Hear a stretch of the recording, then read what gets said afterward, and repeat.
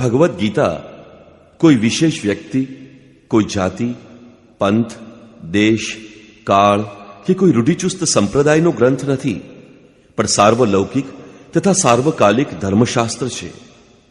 આ પ્રત્યેક દેશ, પ્રત્યેક જાતિ, પ્રત્યેક વયના સૌ સ્ત્રી પુરુષ માટે છે. ખરેખર ભગવદ્ ગીતા સંપૂર્ણ માનવ જાતિનું ધર્મશાસ્ત્ર છે. કેટલા ગૌરવની વાત છે કે ભગવદ્ ગીતા આપણા ધર્મશાસ્ત્રનો ગ્રંથ છે.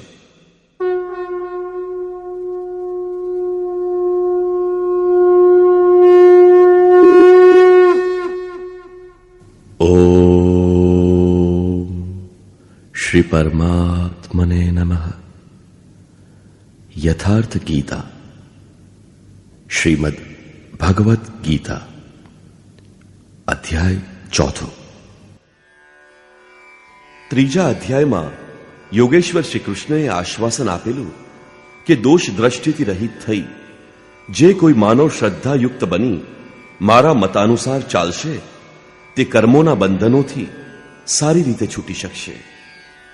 કર્મબંધનથી મુક્તિ અપાવવાની ક્ષમતા યોગમાં છે. જ્ઞાનયોગ અથવા કર્મયોગ બંનેમાં છે. યોગમાં જ યુદ્ધ સંચાર નિહિત છે. પ્રસ્તુત અધ્યાયમાં તેઓ આ યોગના પ્રણેતા કોણ છે અને આનો ક્રમિક વિકાસ કઈ રીતે થાય છે એ બતાવે છે. શ્રી ભગવાન વાચ: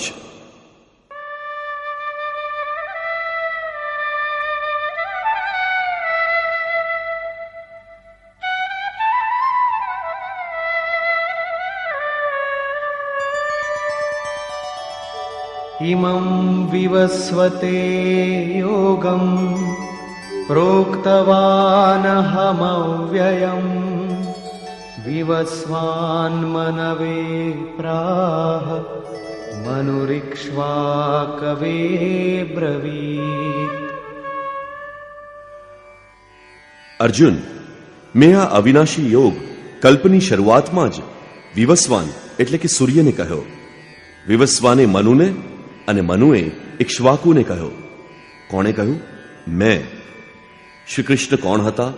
એક યોગી, તત્વસ્થિત મહાપુરુષ જ આ અવિનાશી યોગ જે કલ્પના આરંભમાં અર્થાત ભજનના આરંભમાં વિવસ્વાન અર્થાત જે વિવશ હોય એવા પ્રાણીઓને કહે છે, શ્વાસમાં સંચાર કરી દે છે. અહીં સૂર્ય એક પ્રતીક છે, કારણ કે શ્વાસમાં જ તે પરમ પ્રકાશ સ્વરૂપ છે અને ત્યાં જ તેને પામવાનું વિધાન છે. વાસ્તવિક પ્રકાશદાતા એ જ છે, સૂર્ય જ છે. આ યોગ અવિનાશી છે. શ્રી કૃષ્ણે કહ્યું હતું કે આમાં આરંભનો નાશ થતો નથી. આ યોગનો આરંભ કરી દઈએ તો તે પૂર્ણત્વ અપાવીને જ શાંત થાય છે. કાયાનો કલ્પ ઔષધિઓ દ્વારા જ થાય છે, પરંતુ આત્માનો કલ્પ ભજનથી થાય છે. ભજનનો આરંભ જ આત્મકલ્પની શરૂઆત છે. આ સાધન ભજન પણ કોઈ મહાપુરુષની જ દેન છે. મોહ નિશામાં અચેત આદિમ માનવ, જેનામાં ભજનના કોઈ સંસ્કાર નથી, યોગ વિશે જેણે ક્યારેય કંઈ વિચાર્યું પણ નથી, એવો માનવ કોઈ મહાપુરુષને જુએ છે તો તેમના દર્શન માત્રથી, તેમની વાણીથી, તૂટી ફૂટી સેવા અને સાનિધ્યથી યોગના સંસ્કાર એનામાં સંચારિત થઈ જાય છે. ગોસ્વામી શ્રી તુલસીદાસ કહે છે તેમ, જે ચિત્તયે પ્રભુ ચિન્હ પ્રભુ હેરે તે સબ ભયે પરમપદ જોગુ. યોગેશ્વર શ્રી કૃષ્ણ કહે છે કે આ યોગ મેં આરંભમાં સૂર્યને કહ્યો. ચક્ષોહો સૂર્યો અજાયત. મહાપુરુષની દ્રષ્ટિ પડવા માત્રથી યોગના સંસ્કાર શ્વાસમાં પ્રસારિત થઈ જાય છે. સ્વયં પ્રકાશ સ્વવશ પરમેશ્વરનો નિવાસ સૌના હૃદયમાં છે. સુરા શ્વાસના નિરોધથી જ તેની પ્રાપ્તિનું વિધાન છે. સુરામાં સંસ્કારોનું સર્જન એ જ સૂર્ય પ્રતિ કહેવું છે. સમય આવતા આ સંસ્કાર મનમાં સ્ફુરિત થશે. આ જ યોગ સૂર્યએ મનુને કહ્યો છે. મનમાં સ્ફુરિત થવાથી તે મહાપુરુષના તે વાક્ય પ્રત્યે ઈચ્છા જાગૃત થશે. જો મનમાં કોઈ વાત હોય તો તેને પામવાની ઈચ્છા અવશ્ય થશે. આ જ મનુનું ઇક્ષ્વાકુને કહેવું છે. લાલસા જાગશે કે તે નિયત કર્મ કરીએ તે કર્મ અવિનાશી છે, કર્મ બંધનથી મોક્ષ અપાવે છે. આમ જ છે તો નિયત કર્મ કરીએ, અને આમ થતાં જ આરાધના ગતિ પકડી લેશે. અને ગતિ પકડતા આ યોગ ક્યાં પહોંચાડે છે એ વિશે ભગવાન કહે છે,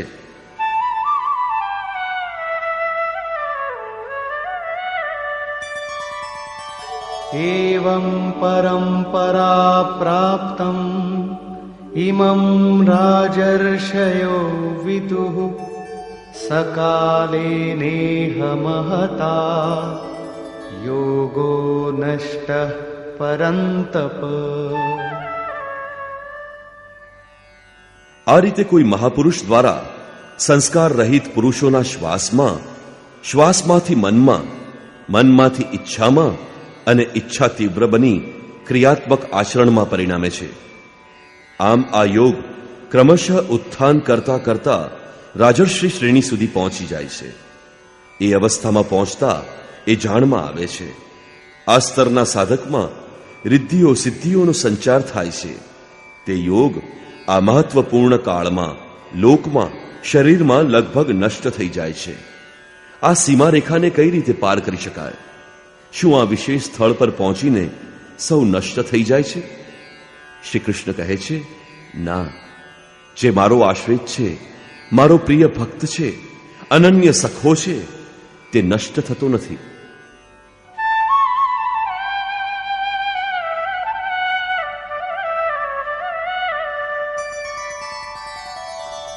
स एवायं मया तेद्य योगः प्रोक्तः पुरातनः भक्तोऽसि मे सखा चेति रहस्यं ह्येतदुत्तमम्.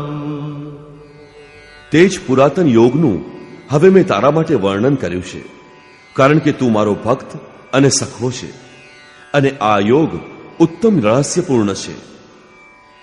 અર્જુન ક્ષત્રિય શ્રેણીનો સાધક હતો, રાજર્ષિ અવસ્થાવાળો હતો.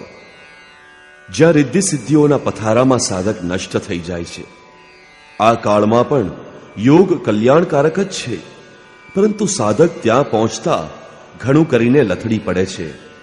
એવો અવિનાશી અને રહસ્યમય યોગ શ્રી કૃષ્ણએ અર્જુનને કહ્યો, કારણ કે અર્જુન નષ્ટ થવાની અવસ્થામાં જ હતો.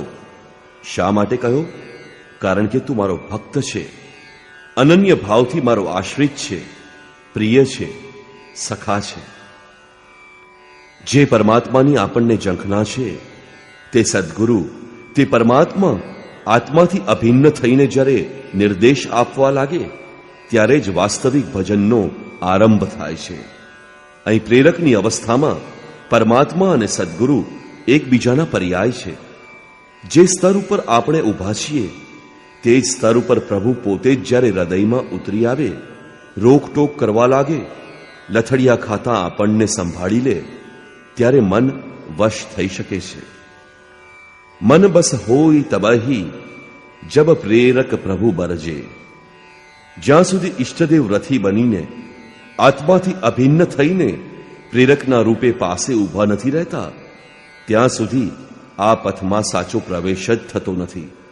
તે સાધક પ્રત્યાશી અવશ્ય છે, પણ એની પાસે ભજન ક્યાં છે?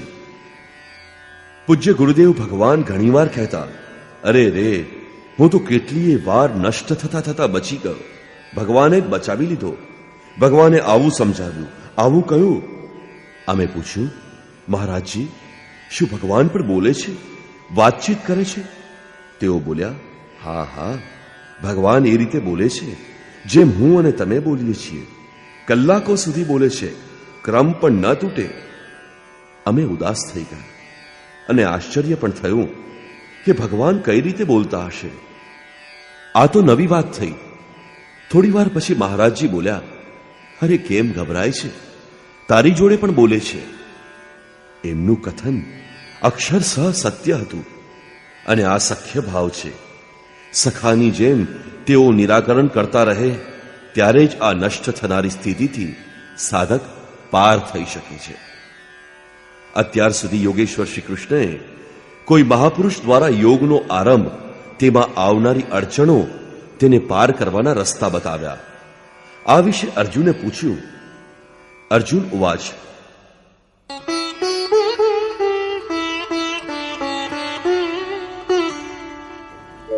अपरं भवतो जन्म परं जन्म विवस्वतः कथमेतद्विजानीयाम्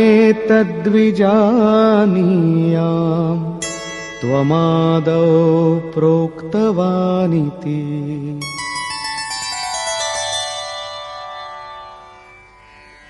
ભગવાન, આપનો જન્મ તો અપરમ અત્યારે થયો છે અને મારી અંદર સુરાનો સંચાર બહુ જ જૂનો છે. તો હું કઈ રીતે માની લઉં કે આ યોગને ભજનની શરૂઆતમાં આપે જ કયો હતો? આ વિશે યોગેશ્વર શ્રી કૃષ્ણએ કહ્યું. શ્રી ભગવાન ઉવાચ.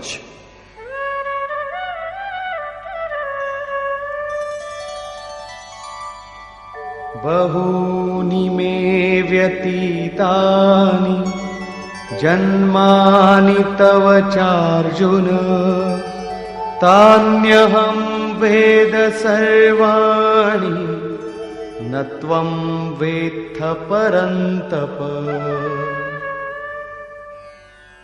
અર્જુન, મારા અને તારા અનેક જન્મ થઈ ગયા છે. હે પરંતપ, તું એ બધાને નથી જાણતો, પરંતુ હું જાણું છું. સાધક નથી જાણતો, સ્વરૂપસ્થ મહાપુરુષ જાણે છે, અવ્યક્તની સ્થિતિવાળો જાણે છે. શું આપ બધાની જેમ પેદા થાવશો? શ્રી કૃષ્ણ કહે છે, નહીં. સ્વરૂપની પ્રાપ્તિ શરીર પ્રાપ્તિથી ભિન્ન છે.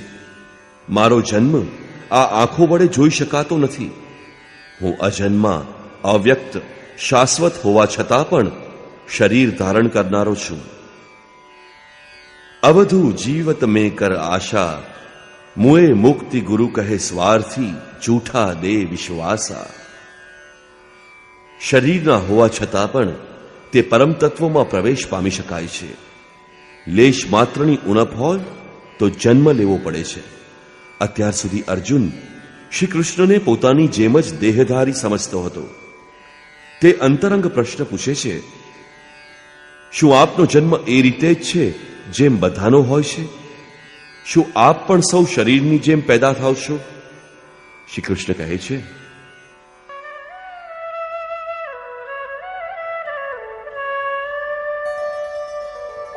अजोऽपि सन्नव्ययात्मा भूतानामीश्वरोऽपि सन् प्रकृतिं स्वामधिष्ठाय संभवाम्यात्ममायया.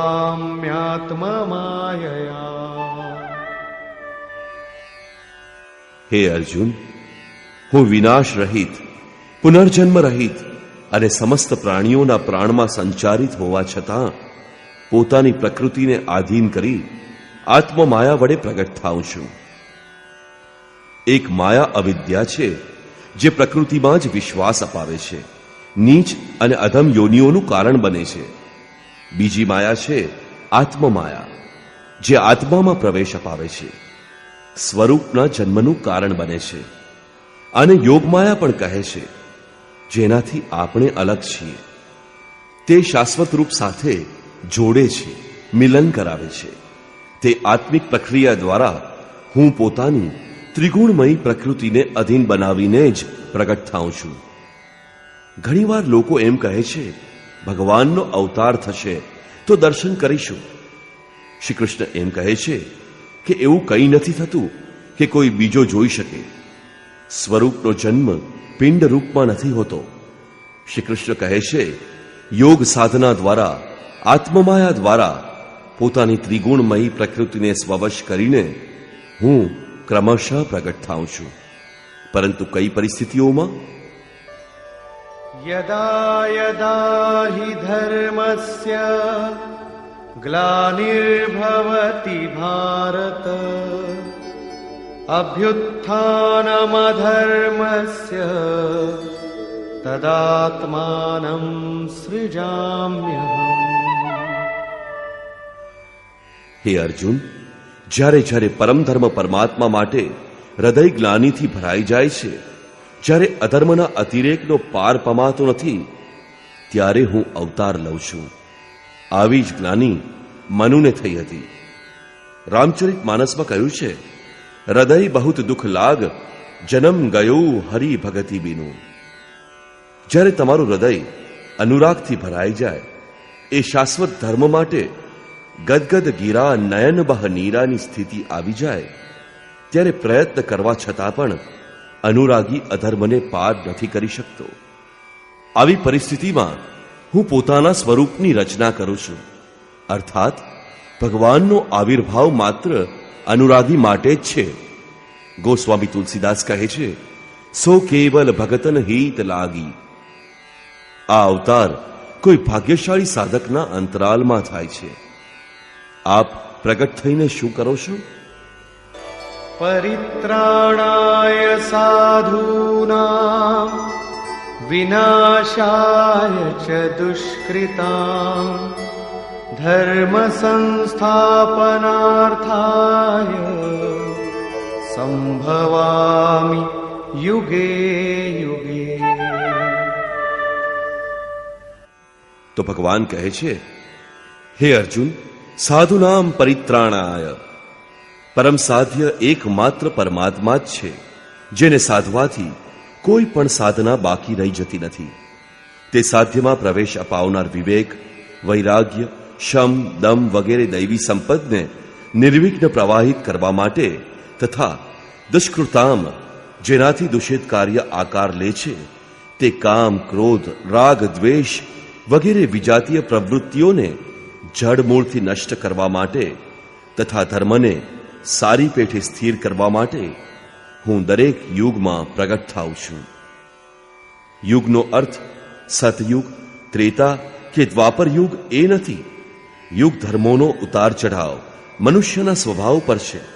યુગ ધર્મ હંમેશા રહે છે. રામચરિત માનસમાં સંકેત છે, નિતજુગ ધર્મ હોહી સબ કેરે, હૃદય રામ માયા કે પ્રેરે. યુગ ધર્મ બધાના હૃદયમાં હંમેશા પ્રવર્તે છે. અવિદ્યાથી નહીં, પરંતુ વિદ્યાથી, રામ માયાની પ્રેરણાથી હૃદયમાં હોય છે. જેને પ્રસ્તુત શ્લોકમાં આત્મમાયા કહી છે, તે જ રામ માયા છે. હૃદયમાં રામની સ્થિતિ અપાવનારી, રામથી પ્રેરિત છે તે વિદ્યા. કઈ રીતે સમજી શકાય કે હવે કયો યુગ કાર્યરત છે? તો રામચરિત માનસમાં કહ્યું છે, શુદ્ધ સત્વ સમતા વિજ્ઞાના, કૃત પ્રભાવ પ્રસન્ન મન જાના. જ્યારે હૃદયમાં શુદ્ધ સત્વ ગુણ જ કાર્યરત હોય, રાજસ તેમજ તામસ બંને ગુણો શાંત થઈ જાય, વિષમતાઓ સમાપ્ત થઈ ગઈ હોય, જેનો કોઈથી દ્વેષ ન હોય, વિજ્ઞાન ન હોય, અર્થાત ઈષ્ટ પાસેથી નિર્દેશન લેવા અને તેના ઉપર ટકવાની ક્ષમતા હોય, મનમાં પ્રસન્નતાનો પૂર્ણ સંચાર હોય, જ્યારે આવી યોગ્યતા આવી જાય ત્યારે સતયુગમાં પ્રવેશ મળી ગયો. આ જ રીતે અન્ય બે યુગોનું વર્ણન પણ કર્યું અને અંતમાં તામસ બહુત રજોગુણ થોરા, કલી પ્રભાવ વિરોધ ચહુ ઓરા. તામસ ગુણ ભરપૂર હોય, કંઈક રાજસી ગુણ પણ તેમાં હોય, ચારે બાજુ વેર અને વિરોધ હોય, તો એવી વ્યક્તિ કળિયુગની છે. જ્યારે તામસી ગુણ કાર્ય કરે છે ત્યારે મનુષ્યમાં આળસ, નિદ્રા, પ્રમાદ વધી જાય છે. તે કર્તવ્ય જાણતો હોવા છતાં તેમાં પ્રવૃત્ત થઈ શકતો નથી. નિષિદ્ધ કર્મ જાણતો હોવા છતાં તેમાંથી નિવૃત્તિ નથી મળતી. આ રીતે યુગ ધર્મોના ઉતાર ચઢાવ મનુષ્યની આંતરિક યોગ્યતા પર આધારિત હોય છે. કોઈ આ યોગ્યતાઓને 4 યુગ કહે છે, તો કોઈ આને જ 4 વર્ણના નામ આપે છે, તો કોઈ આને જ અતિ ઉત્તમ, ઉત્તમ, મધ્યમ અને નિકૃષ્ટ 4 શ્રેણીના સાધક કહીને નવાજે છે. પ્રત્યેક યુગમાં ઈષ્ટ સાથ આપે છે. હા, ઉચ્ચ શ્રેણીમાં ભરપૂર અનુકૂળતા માલુમ પડે છે. નિમ્ન યુગમાં સહયોગ ક્ષીણ થયેલો જણાય છે.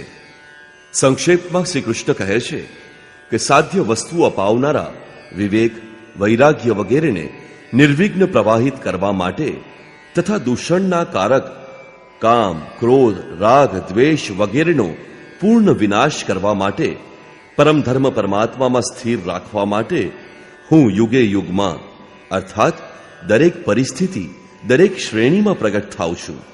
માત્ર શરત એટલી કે ગ્લાનિ ઉત્પન્ન થયેલી હોય. જ્યાં સુધી ઈષ્ટ સમર્થન ન આપે ત્યાં સુધી તમે સમજી જ નહીં શકો કે વિકારોનો વિનાશ થયો અથવા હજી કેટલા બાકી છે. પ્રવેશથી પરાકાષ્ઠા પર્યંત ઈષ્ટ દરેક શ્રેણીમાં દરેક યોગ્યતાની સાથે જ રહે છે. તેનું પ્રાકટ્ય અનુરાગીના હૃદયમાં હોય છે. ભગવાન પ્રગટ હોય ત્યારે તો સૌ કોઈ એમના દર્શન કરતા હશે. શ્રી કૃષ્ણ કહે છે, નહીં.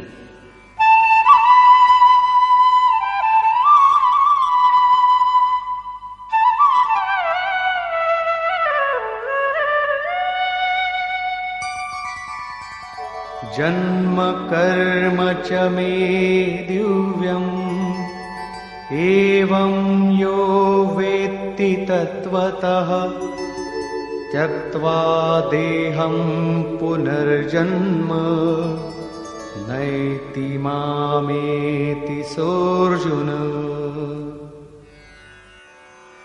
અર્જુન, મારો તે જન્મ અર્થાત ગ્લાની સાથે સ્વરૂપની રચના તથા મારું કર્મ અર્થાત દુષ્કૃત્યોના કારણોના વિનાશ, સાધ્ય વસ્તુને અપાવનારી ક્ષમતાઓનો નિર્દોષ સંચાર, ધર્મની સ્થિરતા, આ કર્મ અને જન્મ દિવ્ય અર્થાત અલૌકિક છે, લૌકિક નથી.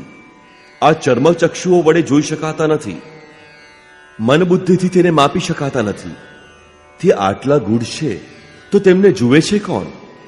કેવળ યો વેત્તિ તત્વતઃ, કેવળ તત્વદર્શી જ મારા આ જન્મ અને કર્મને જોઈ શકે છે અને મારો સાક્ષાત્કાર કરીને તે આ પુનર્જન્મને પ્રાપ્ત થતો નથી, પરંતુ મને પ્રાપ્ત થાય છે.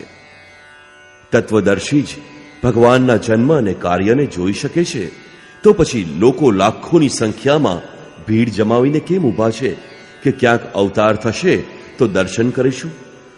શું તમે તત્વદર્શી છો? મહાત્માના વેશમાં આજ પણ ઘણા લોકો અનેક રીતે, ખાસ કરીને મહાત્માના વેશની આડાશ લઈને પ્રચાર કરતા ફરે છે કે પોતે અવતાર છે અથવા એમના દલાલ એવો પ્રચાર કરે છે. લોકો ઘેટાની જેમ અવતારને જોવા ઉમટી જ પડે છે. પરંતુ શ્રી કૃષ્ણ કહે છે કે કેવળ તત્વદર્શી જ મને જોઈ શકે છે. હવે તત્વદર્શી કોને કહેવાય?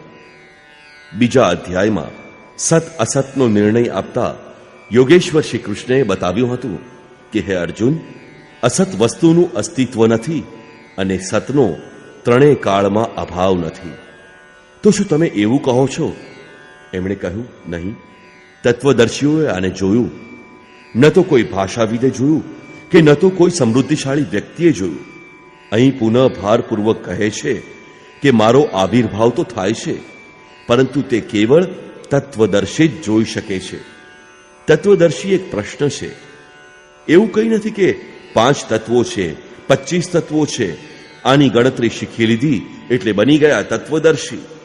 શ્રી કૃષ્ણએ અગાઉ બતાવેલું છે કે આત્મા જ પરમ તત્વ છે. આત્મા પરમ જોડે જોડાઈને પરમાત્મા થઈ જાય છે. આત્મ સાક્ષાત્કાર કરવાવાળા જ આ આવિર્ભાવને સમજી શકે છે. સિદ્ધ છે કે અવતાર કોઈ વિરહી અનુરાગીના હૃદયમાં જ થાય છે. આરંભમાં તે તેને સમજી નથી શકતો કે આપણને કોણ સંકેત આપે છે, કોણ માર્ગદર્શન કરે છે, પરંતુ પરમ તત્વ પરમાત્માના દર્શન થતાં જ તે જોઈ શકે છે, સમજી શકે છે અને પછી શરીરને ત્યાગી પુનર્જન્મ પામતો નથી. શ્રી કૃષ્ણએ કહ્યું કે મારો જન્મ દિવ્ય છે, એને જોનાર મને પ્રાપ્ત થાય છે. તો લોકોએ એની મૂર્તિ બનાવી દીધી, પૂજા કરવા લાગ્યા, આકાશમાં ક્યાંક એના નિવાસની કલ્પના કરી લીધી. પરંતુ એવું કંઈ જ નથી. તે મહાપુરુષોનો આશય માત્ર એટલો જ હતો કે જો તમે નિર્ધારિત કર્મ કરો તો તમને લાગશે કે તમે દિવ્ય છો. તમે જે થઈ શકો છો તે હું થઈ ગયો છું. હું તમારી સંભાવના છું, તમારું ભવિષ્ય છું. જે દિવસે તમે તમારી અંદર આવી પૂર્ણતાને પ્રાપ્ત કરી લેશો એ દિવસે તમે પણ જે શ્રી કૃષ્ણ છે તે જ બની જશો. જે શ્રી કૃષ્ણનું સ્વરૂપ છે તે જ તમારું પણ થઈ શકે. અવતાર ક્યાંય બહાર થતો નથી. હા, જો પ્રેમ ભક્તિ ભર્યું હૃદય હોય તો તમારી અંદર પણ અવતારની અનુભૂતિ સંભવ છે. તે તમને પ્રોત્સાહિત કરે છે કે ઘણા લોકો આ માર્ગ ઉપર ચાલીને મારા સ્વરૂપને પામ્યા છે.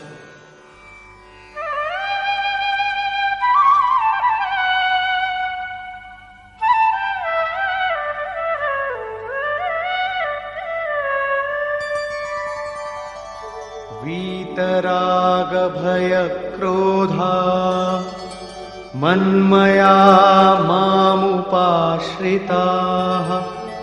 बहवो ज्ञान तपसा पूता मद्भावमागता.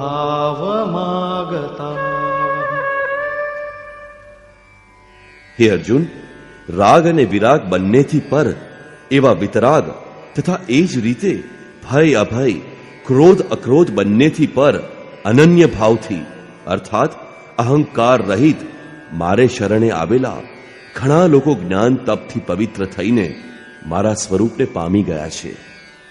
હવે એવું બનવા લાગ્યું છે એવી વાત નથી. હંમેશા આવું થતું રહ્યું છે. ઘણા પુરુષ આ જ રીતે મારા સ્વરૂપને પામી ગયા છે. કઈ રીતે?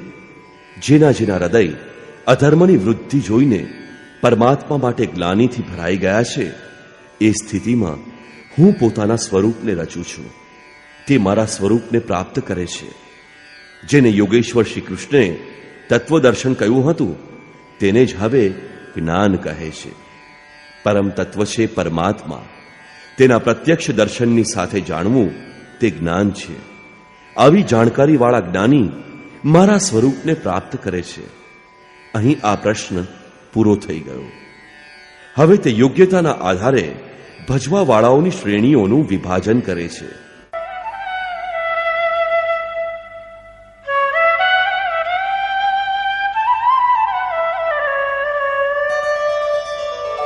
ये यथा मां प्रपद्यन्ते तांस्तथैव भजाम्यहम् मम वर्त्मानुवर्तन्ते मनुष्याः पार्थ सर्वशः.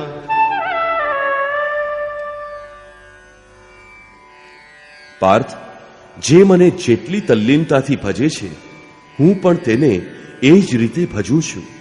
તે જ પ્રમાણમાં હું સહયોગ આપું છું. સાધકની શ્રદ્ધા જ કૃપા બનીને તેને મળે છે. આ રહસ્યને જાણીને સુજ્ઞજન સંપૂર્ણ ભાવથી મારા માર્ગ પ્રમાણે જ વર્તે છે. જેમ હું વર્તું છું, જે મને પ્રિય છે, એવું જ આચરણ તે કરે છે. હું જે કરાવવા માંગુ છું એ જ તે કરે છે. ભગવાન કઈ રીતે ભજે છે? તે રથી બનીને ખડા થઈ જાય છે, સાથે ચાલવા લાગે છે. આ જ એમનું ભજવાનું છે. જેના વડે દૂષિત પેદા થાય છે તેનો વિનાશ કરવા ખડા થઈ જાય છે. સત્યમાં પ્રવેશ અપાવનારા સદ્ગુણોની રક્ષા કરવા તે આવીને ઊભા રહે છે. જ્યાં સુધી ઈષ્ટદેવ હૃદયથી સંપૂર્ણપણે રથી ન બને અને દરેક ડગલે સાવધાન ન કરે, ત્યાં સુધી કોઈ ગમે તેવો ભજનાનંદી કેમ ન હોય, લાખ આંખો બંધ કરે, લાખો પ્રયત્નો કરે, તો પણ તે આ પ્રકૃતિના દ્વંદ્વથી પાર થઈ શકે નહીં. તે કઈ રીતે સમજશે કે તે કેટલે પહોંચ્યો, કેટલું બાકી છે? ઈષ્ટ જ આત્માથી અભિન્ન થઈ સાથે ઊભા રહી જાય છે અને તેનું માર્ગદર્શન કરે છે કે તમે અહીં છો, તમે અહીં આમ કરો, તેમ કરો. આ રીતે પ્રકૃતિની ખાઈને પાર કરતા કરતા આટલે આવ્યા છો, ધીમે ધીમે આગળ વધતા સ્વરૂપમાં પ્રવેશ અપાવી દેશે. ભજન તો સાધકે જ કરવું પડે, પરંતુ તેના દ્વારા આ માર્ગમાં જે પંથ કપાય તે ઈષ્ટની કૃપા છે. આવું જાણીને બધા મનુષ્ય સર્વભાવે મને અનુસરે છે. તેઓ કેવી રીતે વર્તે છે?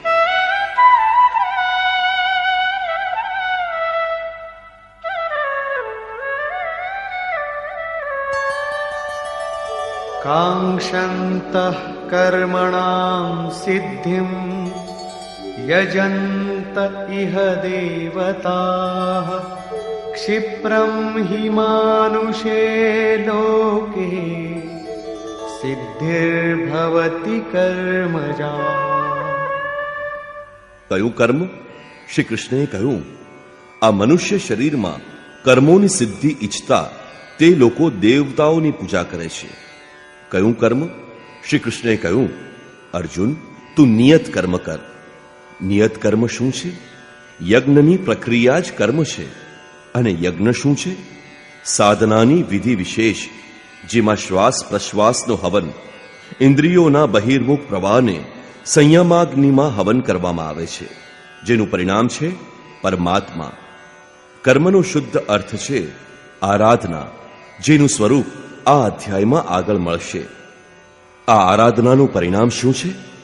સંસિદ્ધિમ, પરમ સિદ્ધિ પરમાત્મા. યાંતિ બ્રહ્મ સનાતનમ, શાશ્વત બ્રહ્મમાં પ્રવેશ, પરમ નૈષ્કર્મ્યની સ્થિતિ. શ્રી કૃષ્ણ કહે છે, મારા પ્રમાણે વર્તન કરનારા લોકો આ મનુષ્ય લોકમાં કર્મનું પરિણામ પરમ નૈષ્કર્મ્યની સિદ્ધિ માટે દેવતાઓને પૂજે છે, અર્થાત દૈવી સંપદને બળવાન બનાવે છે.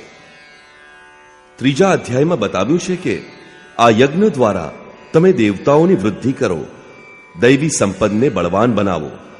જેમ જેમ હૃદય દેશમાં તે દૈવી સંપદ ઉન્નત થશે, તેમ તેમ તમારી ઉન્નતિ થશે. આ રીતે પરસ્પર ઉન્નતિ કરતા પરમ શ્રેયને પ્રાપ્ત થઈ જાઓ.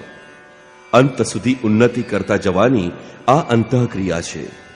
આની ઉપર ભાર મૂકતા શ્રી કૃષ્ણ કહે છે કે મને અનુકૂળ વર્તન કરનારા લોકો આ મનુષ્ય શરીરમાં કર્મોની સિદ્ધિની ઈચ્છા રાખી દૈવી સંપદને બળવાન બનાવે છે, જેનાથી નૈષ્કર્મ્ય સિદ્ધિ જલ્દી થાય છે. તે અસફળ નથી થતી, સફળ જ થાય છે. જલ્દીનું તાત્પર્ય શું કર્મમાં પ્રવૃત્ત થતા જ તત્ક્ષણ આ પરમ સિદ્ધિ મળી જાય છે? ભગવાન કહે છે, નહીં. આ સોપાન ઉપર ક્રમશઃ ચડવાનું વિધાન છે. કોઈ છલાંગ લગાવીને ભાવાતી ધ્યાન જેવો ચમત્કાર નથી થતો. આ વિશે જોઈએ.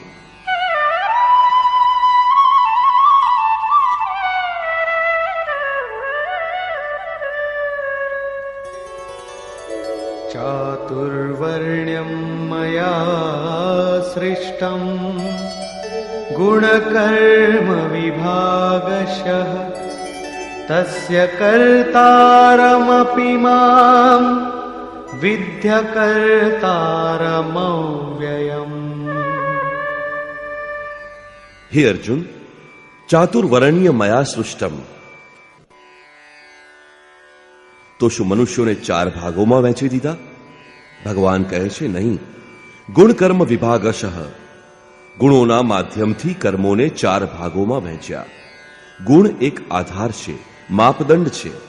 તામસી ગુણ હશે તો આળસ, નિદ્રા, પ્રમાદ, કર્મમાં પ્રવૃત્ત ન થવાનો સ્વભાવ, જાણતા હોવા છતાં પણ અકર્તવ્યથી નિવૃત્ત નહીં થઈ શકવાની લાચારી રહેવાની. આવી અવસ્થામાં સાધનાનો આરંભ કઈ રીતે કરાય? 2 કલાક તમે આરાધનામાં બેસો છો, આ કર્મ માટે પ્રયત્નશીલ થવા ઈચ્છો છો, પરંતુ 10 મિનિટ પણ પોતાના પક્ષમાં નથી રહી શકતા. શરીર અવશ્ય બેસે છે, પરંતુ જે મનને બેસવું જોઈએ તે તો હવા જોડે વાતો કરે છે, કુતર્કોનું જાળું ગૂંથી રહ્યું છે, તરંગ ઉપર તરંગ છવાયેલા છે. તો તમે કેમ બેઠા છો? સમય શું કામ બગાડો છો? એ વખતે કેવળ પરિચર્યાત્મકમ કર્મ શુદ્રસ્યાપી સ્વભાવજમ. જે મહાપુરુષ અવ્યક્તની સ્થિતિવાળા છે, અવિનાશી તત્વોમાં સ્થિત છે, તેમની તથા આ માર્ગ ઉપર અગ્રેસર પોતાનાથી ઉન્નત લોકોની સેવામાં લાગી જાઓ. આનાથી દૂષિત સંસ્કારનું શમન થઈ જશે. સાધનામાં પ્રવેશ અપાવનારા સંસ્કારો સબળ થતા જશે. ક્રમશઃ તામસી ગુણ ઓછો થતા રાજસી ગુણોની પ્રધાનતા તથા સાત્વિક ગુણોના સ્વલ્પ સંચારની સાથે સાધકની ક્ષમતા વૈશ્ય શ્રેણીની થઈ જાય છે. એ સમયે તે જ સાધક ઇન્દ્રિય સંયમ, આત્મિક સંપત્તિનો સંગ્રહ સ્વાભાવિક રીતે કરવા લાગશે. કર્મ કરતા કરતા એ સાધકમાં સાત્વિક ગુણોનો વધારો થઈ જશે, રાજસી ગુણ ઓછા થઈ જશે, તામસી ગુણ શાંત થશે. તે સમયે તે જ સાધક ક્ષત્રિય શ્રેણીમાં પ્રવેશ પામશે. શૌર્ય કર્મમાં પ્રવૃત્ત રહેવાની ક્ષમતા, પાછળ ન હટવાનો સ્વભાવ, બધા જ ભાવો ઉપર સ્વામિત્વ, પ્રકૃતિના 3 ગુણોને કાપવાની ક્ષમતા તેના સ્વભાવમાં આવી જશે. તે કર્મ વધારે સૂક્ષ્મ થતા માત્ર સાત્વિક ગુણ કાર્યરત રહી જતા મનનું શમન, ઇન્દ્રિયોનું દમન, એકાગ્રતા, સરળતા, ધ્યાન, સમાધિ, ઈશ્વરીય નિર્દેશ, આસ્તિકતા વગેરે બ્રહ્મમાં પ્રવેશ અપાવનારી સ્વાભાવિક ક્ષમતાની સાથે તે સાધક બ્રાહ્મણ શ્રેણીનો કહેવાય છે. આ બ્રાહ્મણ શ્રેણીના કર્મની નિમ્નતમ મર્યાદા છે. જ્યારે તે સાધક બ્રહ્મમાં સ્થિત થઈ જાય છે, તે અંતિમ મર્યાદામાં તે પોતે ન તો બ્રાહ્મણ રહે છે, ન ક્ષત્રિય, ન વૈશ્ય, ન શુદ્ર, પરંતુ અન્ય લોકોના માર્ગદર્શન માટે તે બ્રાહ્મણ જ છે. કર્મ એક જ છે, નિયત કર્મ, આરાધના. અવસ્થા ભેદથી આ જ કર્મને ઊંચા નીચા 4 સોપાનોમાં વહેંચી દીધા. કોણે વહેંચ્યા? કોઈ યોગેશ્વરે વહેંચી દીધા. અવ્યક્ત સ્થિતિવાળા મહાપુરુષે વહેંચ્યા. તેના કરતા મને અવિનાશીને અકર્તા જ જાણ.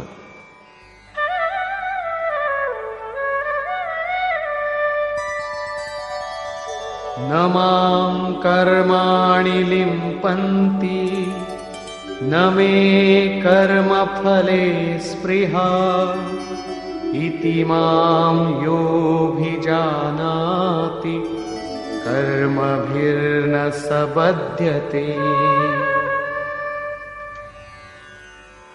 કારણ કે કર્મોના ફળમાં મારી સ્પૃહા નથી.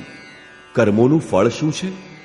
શ્રી કૃષ્ણએ પાછળથી બતાવ્યું હતું કે યજ્ઞ જેનાથી પૂર્ણ થાય છે તે ક્રિયાનું નામ કર્મ છે, અને પૂર્તિકાળમાં યજ્ઞ જેની રચના કરે છે તે જ્ઞાનામૃતનું પાન કરનારા શાશ્વત સનાતન બ્રહ્મમાં પ્રવેશ પામે છે. કર્મનું પરિણામ છે પરમાત્મા. તે પરમાત્માની ઈચ્છા પણ હવે મને નથી, કારણ કે તે મારાથી ભિન્ન નથી.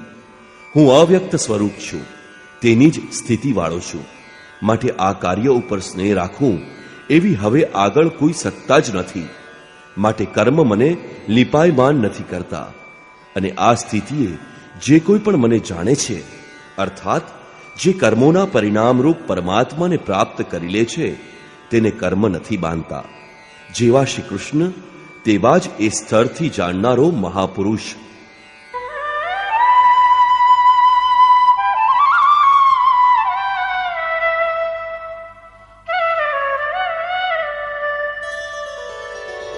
एवं ज्ञात्वा कृतं कर्म पूर्वैरपि मुमुक्षुभिः कुरु कर्मैव तस्मात् त्वं पूर्वैः पूर्वतरं कृतम्.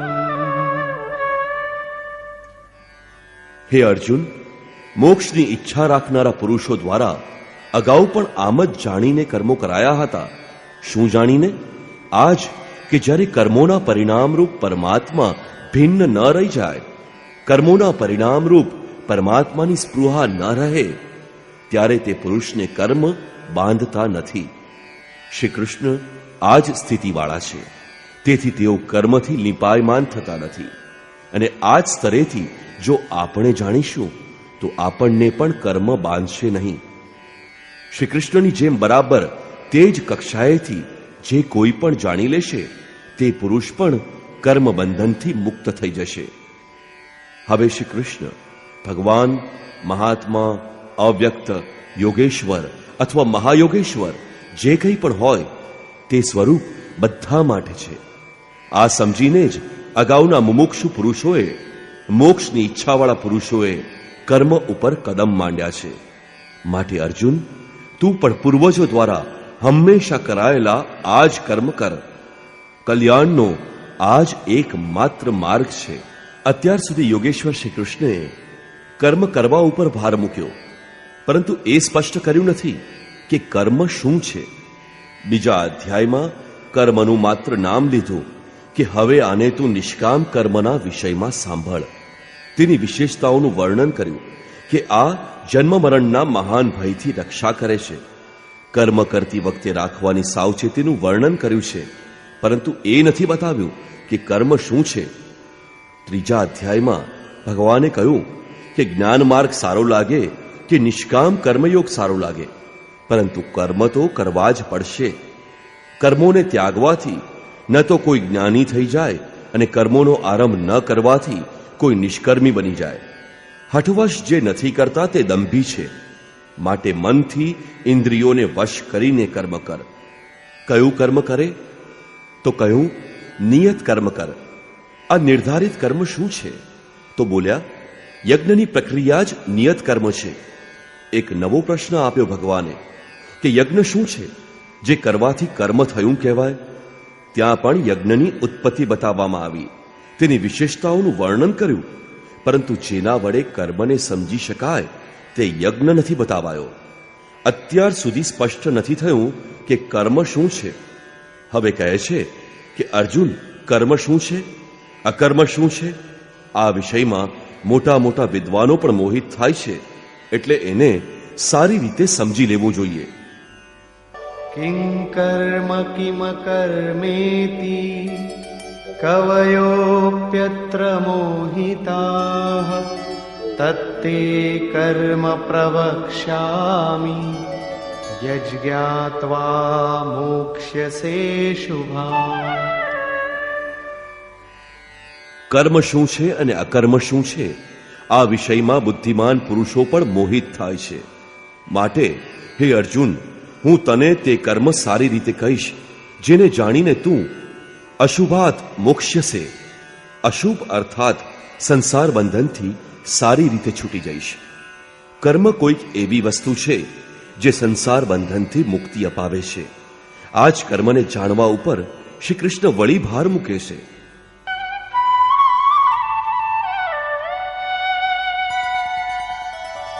કર્મણો હ્યપિ બોદ્ધવ્યમ બોદ્ધવ્યમ ચ વિકર્મણઃ અકર્મણશ્ચ બોદ્ધવ્યમ ગહના કર્મણો ગતિઃ.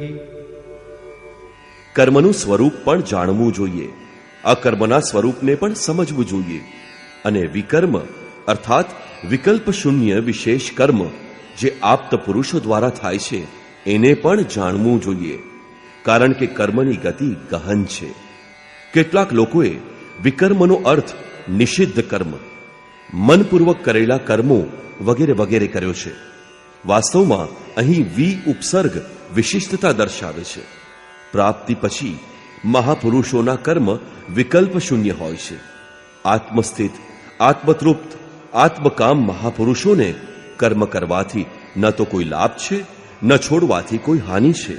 છતાંય તે પાછળ આવનારા લોકોના હિત માટે કર્મ કરે છે. આવા કર્મો વિકલ્પ શૂન્ય છે, વિશુદ્ધ છે, અને આ કર્મને જ વિકર્મ કહેવાય છે. ઉદાહરણ અર્થ, ગીતામાં જ્યાં પણ કોઈ કાર્યમાં વી ઉપસર્ગ જોડાયેલો છે તે વિશેષતાનો દ્યોતક છે, નિકૃષ્ટતાનો નહીં. જેમ કે યોગયુક્તો વિશુદ્ધાત્મા વિજિતાત્મા જીતેન્દ્રિય. જે યોગથી યુક્ત છે તે વિશેષ રૂપથી શુદ્ધ આત્માવાળો, વિશેષ રૂપથી જીતેલા અંતઃકરણવાળો વગેરે વિશેષતાના જ દ્યોતક છે. આ જ રીતે ગીતામાં સ્થળે સ્થળે વીનો પ્રયોગ કરવામાં આવ્યો છે જે વિશેષ પૂર્ણતાનો દ્યોતક છે.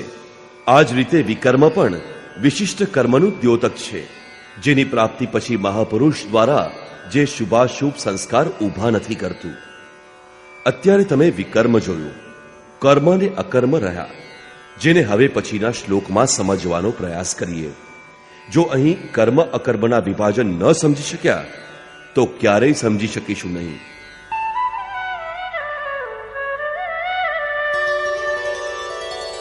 કર્મણ્ય કર્મયઃ પશ્યેદ અકર્મણિ ચ કર્મયઃ સબુદ્ધિમાન મનુષ્યેષુ સયુક્તઃ કૃત્સ્ન કર્મકૃત.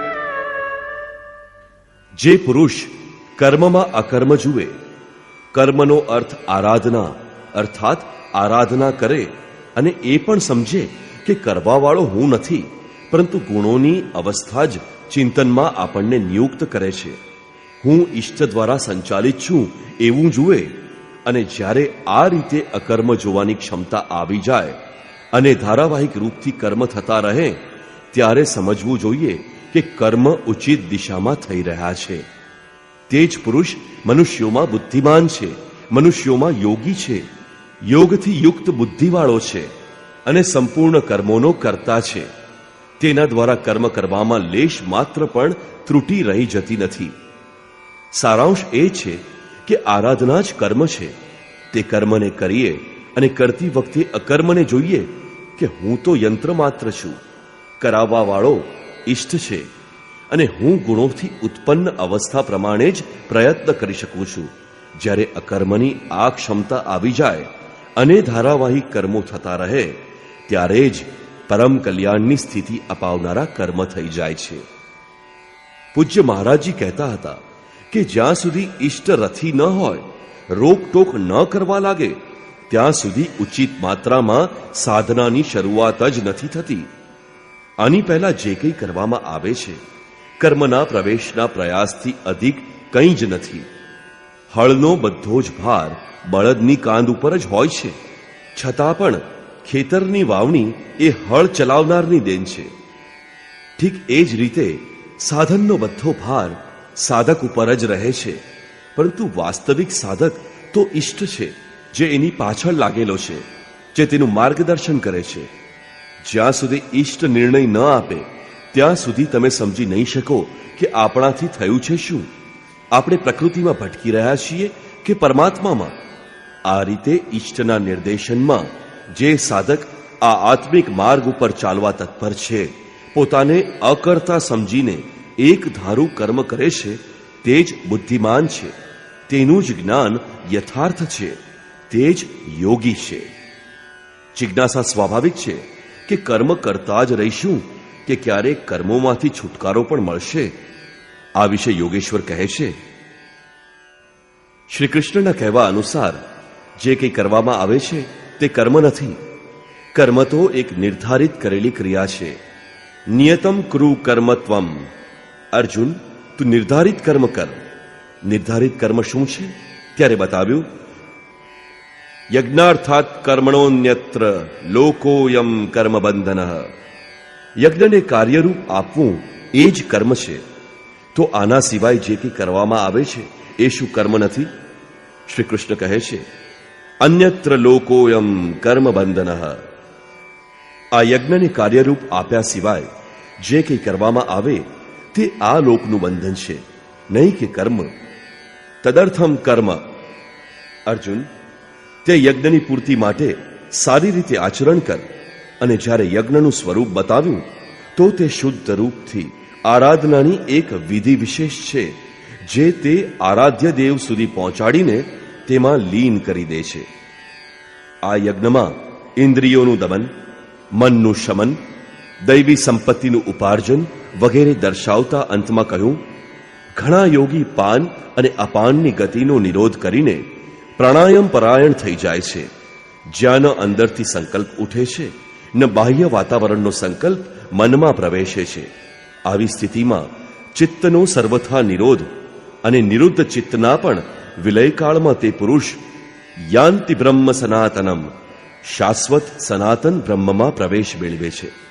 આ બધું યજ્ઞ છે, જેને કાર્યરૂપ આપવાનું નામ કર્મ છે. માટે કર્મનો શુદ્ધ અર્થ છે આરાધના. કર્મનો અર્થ છે ભજન. કર્મનો અર્થ છે યોગ સાધનાને સારી રીતે સંપાદિત કરવી. એનું વિશદ વર્ણન આ અધ્યાયમાં આગળ આવે છે. અહીં કર્મ અને કર્મનું માત્ર વિભાજન કરવામાં આવ્યું, જેથી કર્મ કરતી વખતે તેને ઉચિત દિશા આપી શકાય અને તેની ઉપર ચાલી શકાય.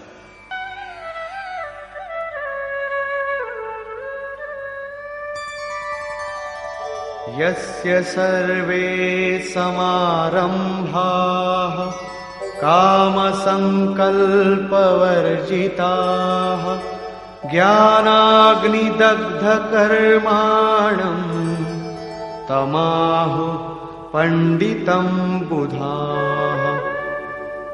અર્જુન, યસ્ય સર્વે સમારંભા, જે પુરુષ દ્વારા સંપૂર્ણતાથી પ્રારંભ કરાયેલી ક્રિયા, જેને પાછલા શ્લોકમાં કહ્યું કે અકર્મ જોવાની ક્ષમતા આવી જવાથી કર્મમાં પ્રવૃત્ત રહેવાવાળો પુરુષ સંપૂર્ણ કર્મોનો કરનારો છે. કરવામાં લેશ માત્ર પણ ત્રુટિ નથી. કામ સંકલ્પ વર્જિતા, ક્રમશઃ ઉત્થાન થતા એટલી સૂક્ષ્મ બની ગઈ કે વાસના અને મનના સંકલ્પ વિકલ્પથી ઉપર ઉઠી ગઈ. કામના અને સંકલ્પોનો નિરોધ થવો એ મનની વિજેતાવસ્થા છે. માટે કર્મ કોઈ એવી વસ્તુ છે જે આ મનને કામના અને સંકલ્પ વિકલ્પથી ઉપર લઈ જાય છે. તે સમયે જ્ઞાનાગ્નિ દગ્ધ કર્માણમ, અંતિમ સંકલ્પ પણ શાંત થવાની સાથે જેને આપણે જાણતા નથી, જેને જાણવા માટે આપણે ઈચ્છુક હતા, તે પરમાત્માનો પ્રત્યક્ષ પરિચય થઈ જાય છે. ક્રિયાત્મક માર્ગે ચાલીને પરમાત્માનો પ્રત્યક્ષ પરિચય થવો એનું નામ જ જ્ઞાન છે. એ જ્ઞાનની સાથે દગ્ધ કર્માણમ, કર્મ સદાને માટે દગ્ધ થઈ જાય છે. પામવું હતું તે પામી લીધું. આગળ કોઈ સત્તા નથી જેની શોધ કરીએ. તેથી કર્મ કરીને શોધે પણ કોને? તે જ્ઞાન સાથે કર્મની જરૂરિયાત સમાપ્ત થઈ જાય છે. આવી સ્થિતિવાળાને બોધ સ્વરૂપ મહાપુરુષોએ પંડિત કહીને નવાજ્યા છે. તેમનું જ્ઞાન સંપૂર્ણ છે.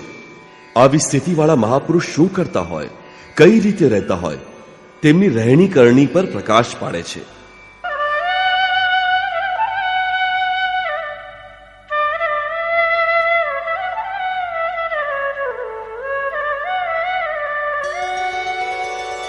त्यक्त्वा कर्मफलासङ्गं नित्यतृप्तो निराश्रयः कर्मण्यभिप्रवृत्तोऽपि नैव किञ्चित् करोति सः. હે અર્જુન, તે પુરુષ સાંસારિક આશ્રયથી રહિત થઈને નિત્ય વસ્તુ પરમાત્મામાં જ તૃપ્ત રહીને કર્મોના ફળ પરમાત્માની આસક્તિને પણ ત્યાગીને, કારણ કે પરમાત્મા પણ હવે તેનાથી ભિન્ન નથી, કર્મમાં સારી રીતે લાગેલો રહેતો હોવા છતાં કંઈ કરતો નથી.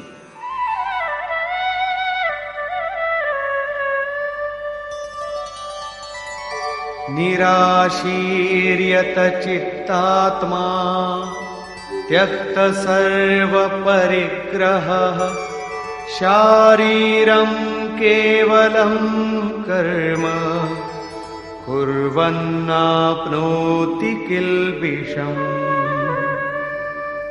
જેણે અંતઃકરણ અને શરીરને જીતી લીધું છે, ભોગની સંપૂર્ણ સામગ્રીનો જેણે ત્યાગ કર્યો છે, આવા આશારહિત પુરુષનું શરીર માત્ર કર્મ કરતું દેખાય છે. હકીકતમાં તે કશુંય કરતો કારવતો નથી, માટે પાપને નથી પામતો.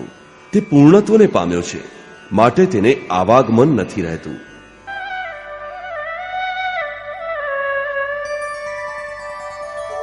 यदृच्छालाभ संतुष्टो द्वन्द्वातीतो विमत्सरः समः सिद्धावसिद्धौ च कृत्वापि न निबध्यते. પોતાની મેળે જે જે કંઈ પ્રાપ્ત થાય તેમાં જ સંતોષ પામનારો, સુખ દુઃખ, રાગ દ્વેષ અને હર્ષ શોકાદિ દ્વંદ્વોથી પર, વિમત્સરઃ ઈર્ષ્યા રહિત તથા સિદ્ધિ અને અસિદ્ધિમાં સંભાવવાળો પુરુષ કર્મો કરીને પણ બંધાતો નથી. સિદ્ધિ અર્થાત જેને પામવાનું હતું તે હવે અલગ નથી અને તે કદી અલગ પણ નથી થવાનો, માટે અસિદ્ધિનો પણ ભય નથી. આ રીતે સિદ્ધિ અને અસિદ્ધિમાં સમભાવવાળો પુરુષ કર્મ કરીને પણ બંધાતો નથી. તે કયું કર્મ કરે છે? તે જ નિયત કર્મ, યજ્ઞની પ્રક્રિયા. આનું જ પુનરાવર્તન કરતા ભગવાન કહે છે,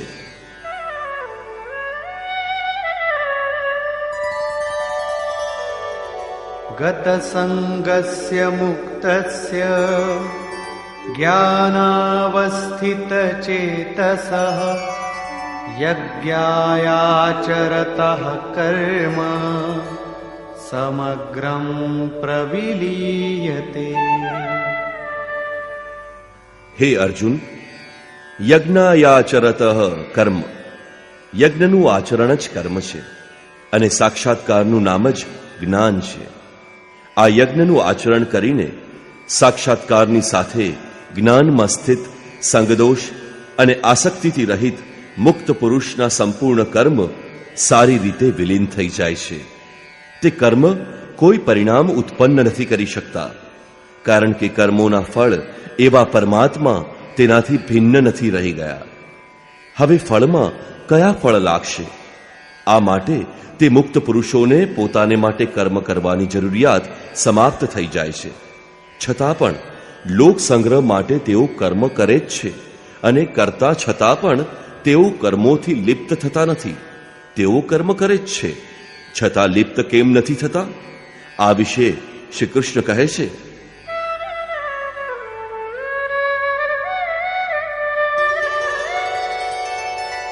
બ્રહ્માર્પણમ બ્રહ્મ હવિઃ બ્રહ્માગ્નૌ બ્રહ્મણાહુતમ બ્રહ્મૈવ તેન ગંતવ્યમ બ્રહ્મ કર્મ સમાધિના.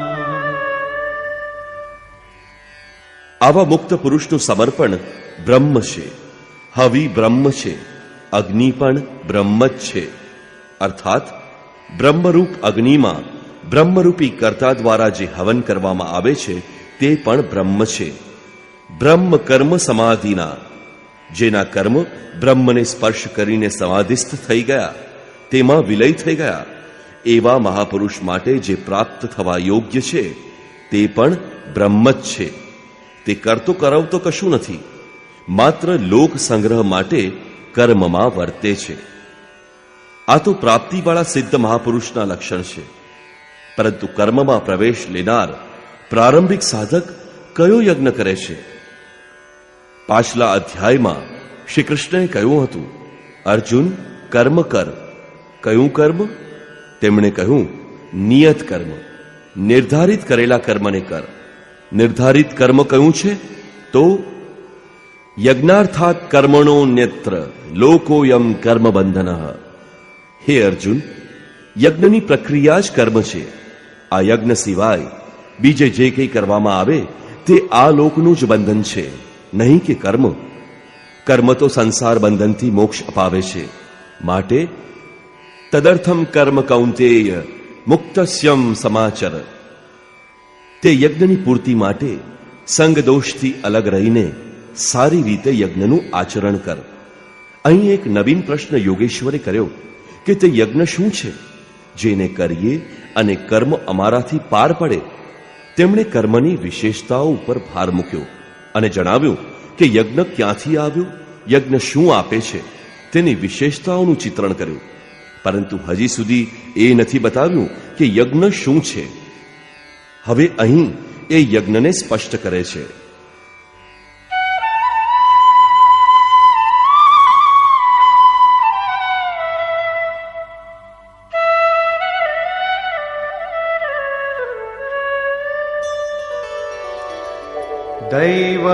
દૈવમેવાપરે યજ્ઞમ યોગિનઃ પર્યુપાસતે બ્રહ્માજ્ઞાવપરે યજ્ઞમ યજ્ઞેનૈવોપજુહ્વતિ.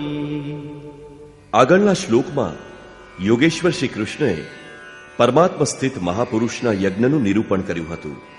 પરંતુ બીજા યોગી જે અત્યારે એ તત્વમાં સ્થિર નથી થયા, ક્રિયામાં પ્રવેશ કરવાના છે, તે પ્રારંભ ક્યાંથી કરે?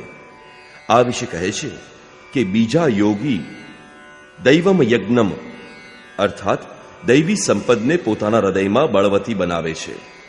બ્રહ્માનો નિર્દેશ હતો કે આ યજ્ઞ દ્વારા તમે લોકો દેવતાઓની ઉન્નતિ કરો.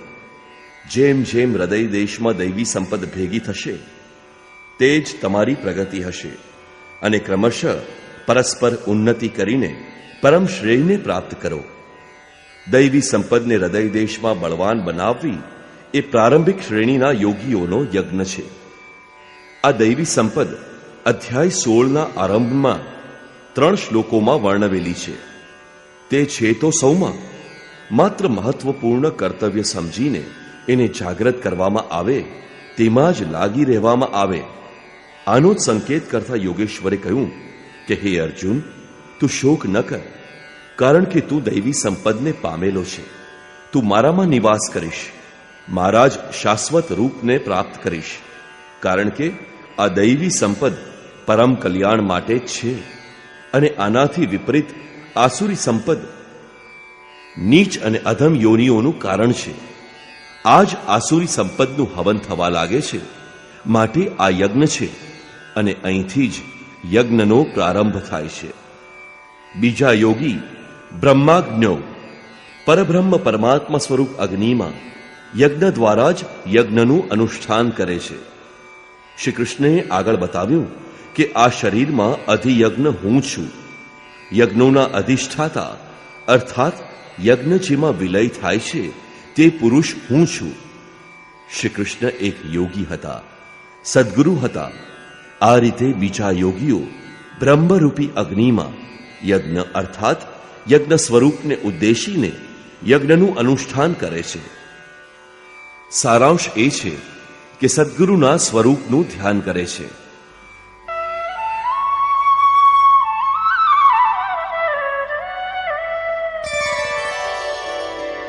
श्रोत्रादीनीन्द्रियाण्यन्ये संयमाग्निषु जुह्वति शब्दादीन् विषयानन्य इन्द्रियाग्निषु जुह्वति. અન્ય યોગીજન શ્રોત્રાદિક એટલે કે શ્રોત્ર, નેત્ર, ત્વચા, જીભ, નાસિકા વગેરે બધી જ ઇન્દ્રિયોને સંયમરૂપી અગ્નિમાં હવન કરે છે. અર્થાત ઇન્દ્રિયોને વિષયોથી સમેટીને સંયત કરી લે છે. અહીં જ્વાળાઓ સળગતી નથી. અગ્નિમાં નાખવાથી દરેક વસ્તુ જેમ ભસ્મીભૂત થઈ જાય છે, તે જ પ્રકારે સંયમ એક અગ્નિ છે જે ઇન્દ્રિયોના સંપૂર્ણ બહિર્મુખી પ્રવાહને દગ્ધ કરી દે છે. બીજા યોગી શબ્દાદિક એટલે કે શબ્દ, સ્પર્શ, રૂપ, રસ, ગંધ વગેરે વિષયોને ઇન્દ્રિય રૂપ અગ્નિમાં હવન કરી દે છે. અર્થાત એમનો આશય બદલીને સાધનાપરક બનાવી દે છે. સાધકે સંસારમાં રહીને જ ભજન કરવું પડે છે. સાંસારિક લોકોના સારા નરસા શબ્દો તેને અથડાય છે. વિષયોત્તેજક શબ્દોને સાંભળતા જ સાધક તેમના આશયને યોગ, વૈરાગ્ય સહાયક, વૈરાગ્યોત્તેજક ભાવોને બદલીને ઇન્દ્રિય રૂપી અગ્નિમાં હવન કરી દે છે. જેમ કે અર્જુન એકવાર પોતાના ચિંતનમાં હતો. અકસ્માત એના કર્ણ પ્રદેશમાં સંગીત લહરીનો જડકાર થયો. તેણે માથું ઊંચકીને જોયું તો ઉર્વશી ઊભી હતી, જે એક નૃત્યાંગના હતી. સૌ એના રૂપ ઉપર વારી જઈને મુગ્ધ થઈ ઝૂમી ઉઠ્યા હતા. પરંતુ અર્જુને તેને સ્નેહપૂર્ણ દ્રષ્ટિથી માતા સમાન જોઈ. તે શબ્દરૂપે આવેલા વિકાર વિલીન થઈ ગયા, ઇન્દ્રિયોના અંતરાલમાં જ સમાઈ ગયા. અહીં ઇન્દ્રિયો જ અગ્નિ છે. અગ્નિમાં હોમેલી વસ્તુ જેમ ભસ્મીભૂત થઈ જાય છે, તે જ રીતે ઉદ્દેશ, ભાવ બદલીને ઈષ્ટને અનુકૂળ ઢાળી દેવાથી વિષયોત્તેજક રૂપ, રસ, ગંધ, સ્પર્શ અને શબ્દ પણ ભસ્મ થઈ જાય છે. સાધક ઉપર કોઈ ખરાબ અસર પાડી શકતા નથી. સાધક તે શબ્દોમાં રુચિ નથી લેતો, તેને ગ્રહણ નથી કરતો. આ શ્લોકમાં અપરે, અન્યે શબ્દો એક જ સાધકની ઊંચી નીચી અવસ્થાઓ છે. એક જ યજ્ઞકર્તાનો ઊંચો નીચો સ્તર છે, નહીં કે અપરે કહેવાથી કોઈ અલગ અલગ યજ્ઞ.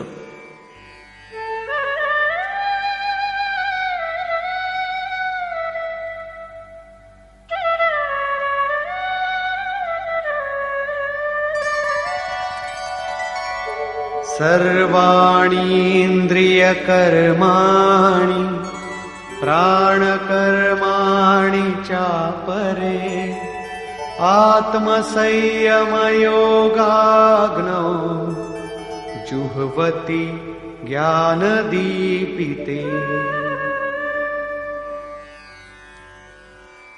અત્યાર સુધી યોગેશ્વરે જે યજ્ઞની ચર્ચા કરી તેમાં ક્રમશઃ દૈવી સંપદની કમાણી કરવામાં આવે છે. ઇન્દ્રિયોની સંપૂર્ણ ચેષ્ટાઓનો સંયમ કરવામાં આવે છે. બળપૂર્વક વિષયોત્તેજક શબ્દાદિ સાધક સામે આવતા તેમનો આશય, ભાવ બદલીને તેમાંથી બચી શકાય છે. આથી ઉન્નત અવસ્થા થવાથી બીજા યોગીજન સંપૂર્ણ ઇન્દ્રિયોની ચેષ્ટાઓ તથા પ્રાણના વ્યાપારને સાક્ષાત્કાર સહિત જ્ઞાનથી પ્રકાશિત પરમાત્મા સ્થિત રૂપી યોગાગ્નિમાં હવન કરે છે. જ્યારે સંયમની પકડ આત્મા સાથે તદ્રુપ થઈ જાય છે, પ્રાણ અને ઇન્દ્રિયોનો વ્યાપાર શાંત થઈ જાય છે, તે સમયે વિષયોને ઉત્તેજિત કરનારી અને ઇષ્ટમાં પ્રવૃત્તિ કરાવનારી બંને ધારાઓ આત્મસાત થઈ જાય છે. પરમાત્મામાં સ્થિતિ મળી જાય છે. યજ્ઞનું પરિણામ આવે છે અને આ છે યજ્ઞની પરાકાષ્ઠા. જે આત્માને પામવો હતો તેમાં જ સ્થિરતા આવી ગઈ તો બાકી શું રહ્યું? યોગેશ્વર શ્રી કૃષ્ણ પુનઃ યજ્ઞને વધુ સારી રીતે સમજાવે છે.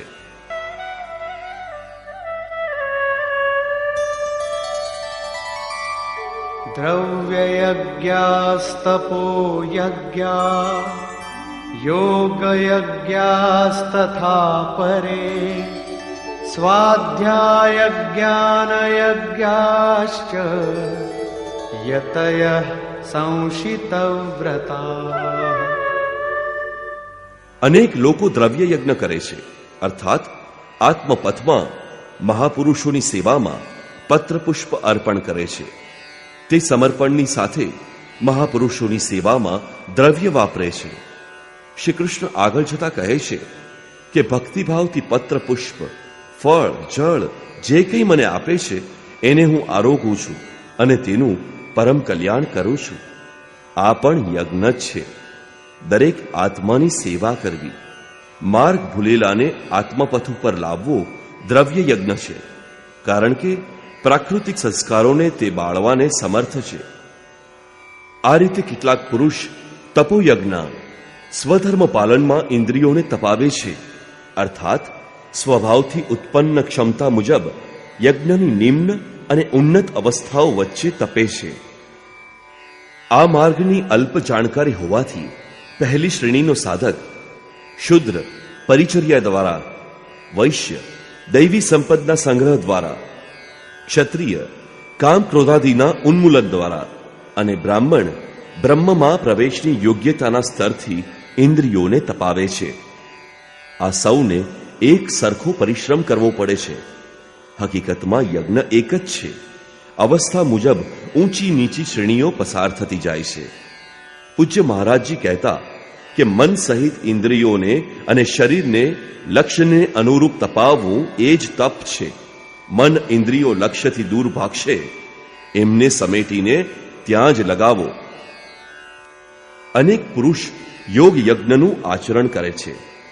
પ્રકૃતિમાં ભટકતા આત્માનું પ્રકૃતિથી પર એવા આત્મા સાથેના મિલનનું નામ જ યોગ છે. યોગની પરિભાષા અધ્યાય 6 જોવા યોગ્ય છે.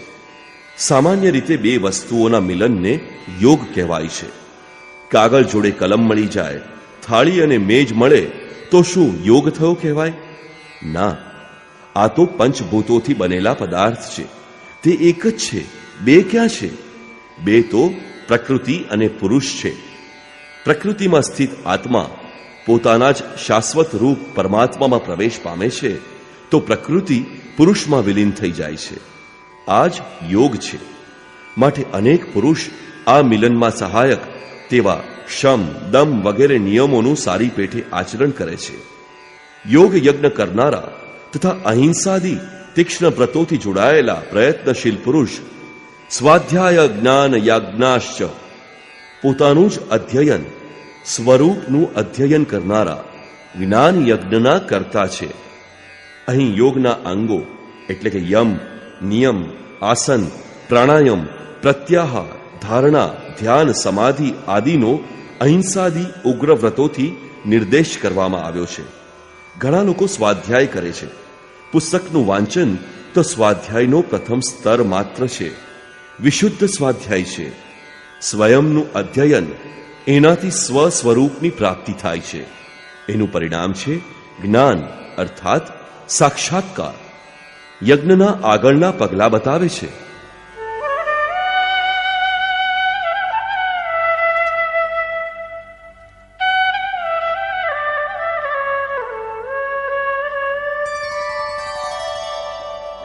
अपाने जुह्वति प्राणम् प्राणे पानं तथा परे प्राणापानगतिरुद्ध्वा प्राणायामपरायणा।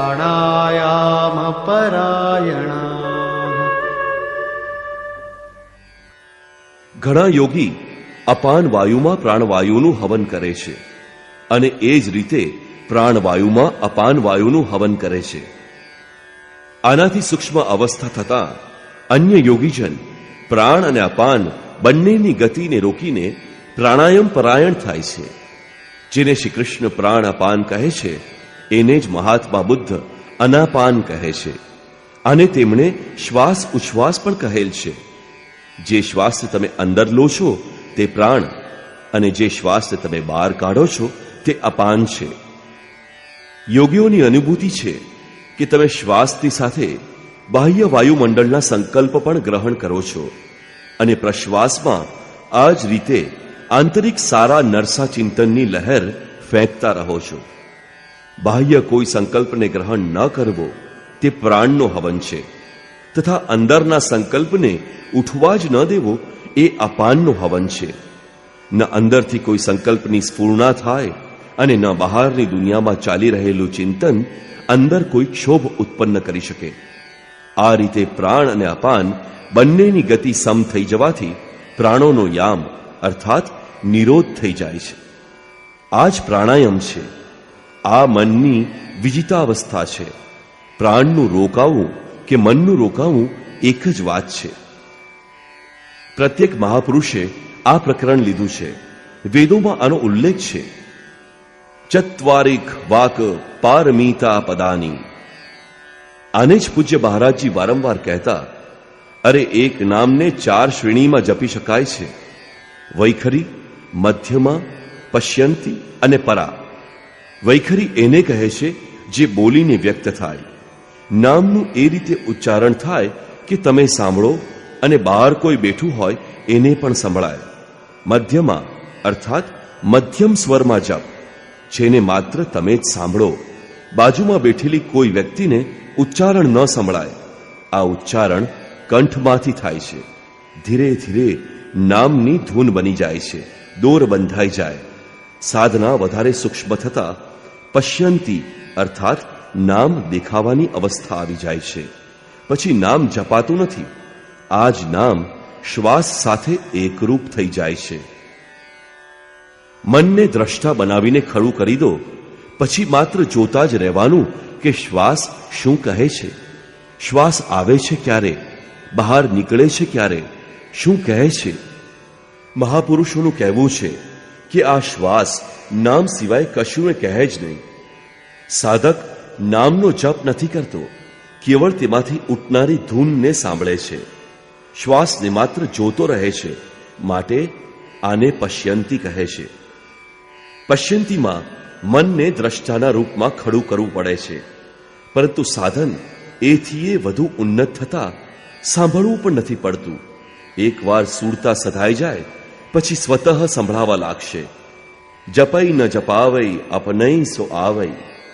ન સ્વયં જપો ન મનને સાંભળવા માટે બાધ્ય કરો. જપ ચાલતો જ રહે. આનું નામ છે અજપા. એવું નથી કે જપનો પ્રારંભ જ ન કરો અને થઈ ગયા અજપા. કોઈ જપનો પ્રારંભ જ ન કરે તો અજપા નામની કોઈ વસ્તુ તેની પાસે હોય જ નહીં. અજપાનો અર્થ છે આપણે જપીએ પરંતુ જપ આપણો સાથ ન છોડે. એકવાર સુરતા સંધાઈ જાય તો જપ પ્રવાહિત થઈ જાય અને સતત ચાલતો જ રહે. આવા સ્વાભાવિક જપનું નામ છે અજપા અને આ જ છે પરાવાણીનો જપ. આ પ્રકૃતિથી પર એ તત્વ પરમાત્મામાં પ્રવેશ અપાવે છે. આનાથી આગળ વાણીમાં કોઈ પરિવર્તન નથી. પરમનું દિગ્દર્શન કરાવી તેમાં જ વિલીન થઈ જાય છે. આથી આને પરા કહેવાય છે. પ્રસ્તુત શ્લોકમાં યોગેશ્વર શ્રી કૃષ્ણએ કેવળ શ્વાસ ઉપર ધ્યાન રાખવાનું કહ્યું, જ્યારે તે આગળ જતા પોતે જ ઓમના જપ ઉપર ભાર મૂકે છે. ગૌતમ બુદ્ધ પણ અનાપાન સતીમાં શ્વાસ પ્રશ્વાસની જ ચર્ચા કરે છે. છેવટે તે મહાપુરુષ શું કહેવા માંગે છે? વસ્તુત પ્રારંભમાં વૈખરી, તેનાથી મધ્યમાં અને તેનાથી પણ ઉન્નત થવાથી જપની પશ્યંતી અવસ્થામાં શ્વાસ પકડમાં આવે છે. તે સમયે જપ તો શ્વાસમાં એકરૂપ થયેલો મળશે. તો પછી શેનો જપ કરવો? પછી તો કેવળ શ્વાસને જોવાનું જ રહ્યું. માટે જ પ્રાણ અપાન માત્ર જ કહું. નામ જપો એવું નથી કહ્યું, કારણ કે કહેવાની જરૂર નથી. જો કહે છે તો ગુમરાહ થઈને નીચેની શ્રેણીમાં ચક્કર કાપતો રહેશે. મહાત્મા બુદ્ધ, ગુરુદેવ ભગવાન તથા પ્રત્યેક મહાપુરુષ જે આ માર્ગ ઉપરથી પસાર થયા છે, સૌ એક જ વાત કહે છે: વૈખરી અને મધ્યમાં નામ જપમાં પ્રવેશ માત્ર છે. પશ્યંતીથી જ નામમાં પ્રવેશ મળે છે, પર આમાં નામ ધારાવાહી થઈ જાય છે, જેનાથી જપ સાથ છોડતો નથી. મન શ્વાસ સાથે જોડાયેલ છે, જ્યારે દ્રષ્ટિ શ્વાસ ઉપર છે.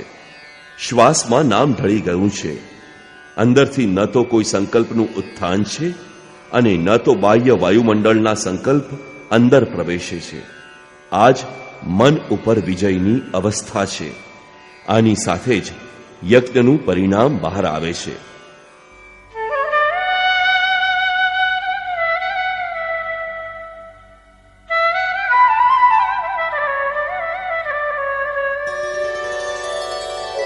अपरे नियताहाराः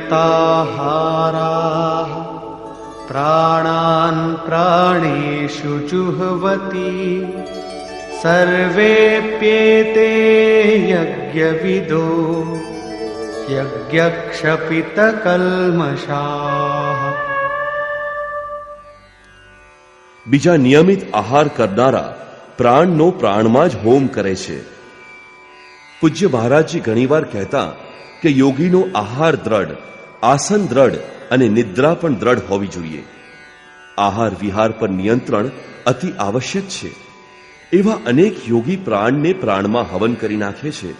શ્વાસ લેવા પર જ ધ્યાન કેન્દ્રિત કરે છે, પ્રશ્વાસ ઉપર ધ્યાન નથી આપતા.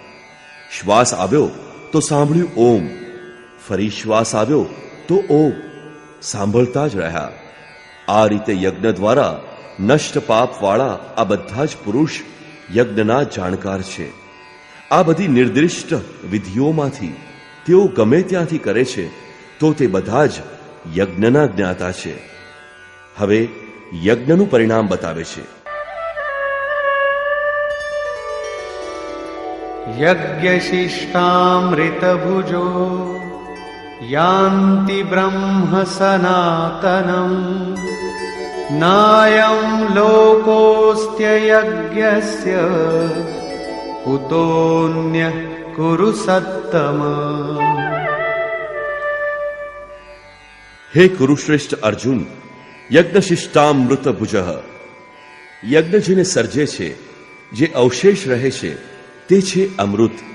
તેની પ્રત્યક્ષ જાણકારી તે જ જ્ઞાન છે. તે જ્ઞાનામૃતને ભોગવનારા તેમજ પ્રાપ્ત કરનારા યોગીજન યાંતિ બ્રહ્મ સનાતનમ, શાશ્વત સનાતન પરબ્રહ્મને પ્રાપ્ત થાય છે. યજ્ઞ કોઈ એવી વસ્તુ છે જે પૂર્ણ થતાં જ સનાતન પરબ્રહ્મમાં પ્રવેશ અપાવે છે. યજ્ઞ ન કરીએ તો શો વાંધો છે? શ્રી કૃષ્ણ કહે છે, યજ્ઞ રહિત પુરુષને પુનઃ મનુષ્યલોક અર્થાત માનવ શરીર પણ સુલભ થતું નથી. પછી અન્ય લોક તો તેને સુખદાયી કઈ રીતે થાય? તેના માટે પશુ પક્ષીની યોનિઓ સુરક્ષિત છે, એથી વિશેષ કશું જ નહીં. માટે યજ્ઞ કરવો તે મનુષ્ય માત્ર માટે ખૂબ જરૂરી છે.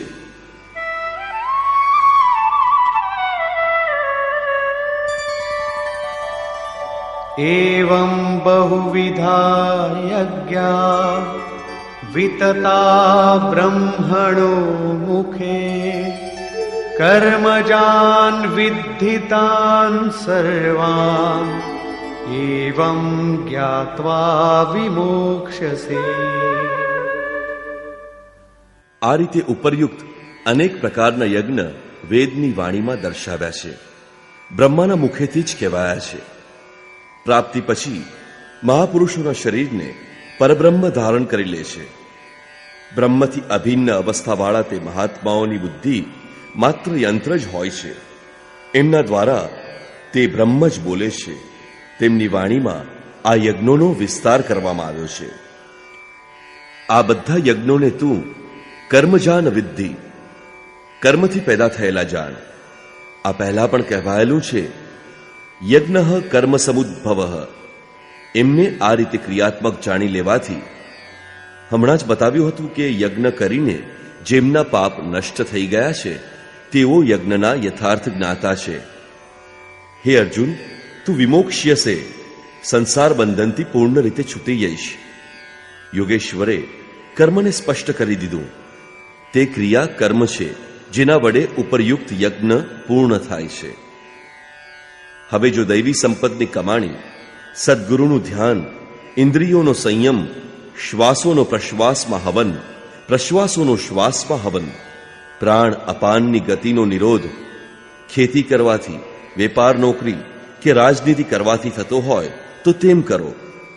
યજ્ઞ તો એવી ક્રિયા છે જે સમાપ્ત થતાં જ પરબ્રહ્મમાં પ્રવેશ અપાવી દે છે.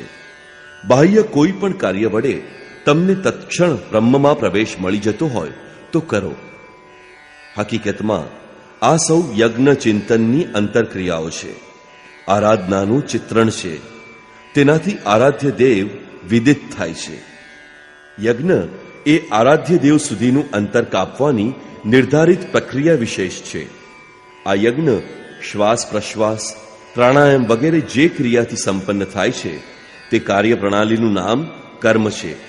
કર્મનો શુદ્ધ અર્થ છે આરાધના, ચિંતન. ઘણીવાર લોકો કહે છે કે સંસારમાં કંઈ પણ કરવામાં આવે તે બની ગયું કર્મ.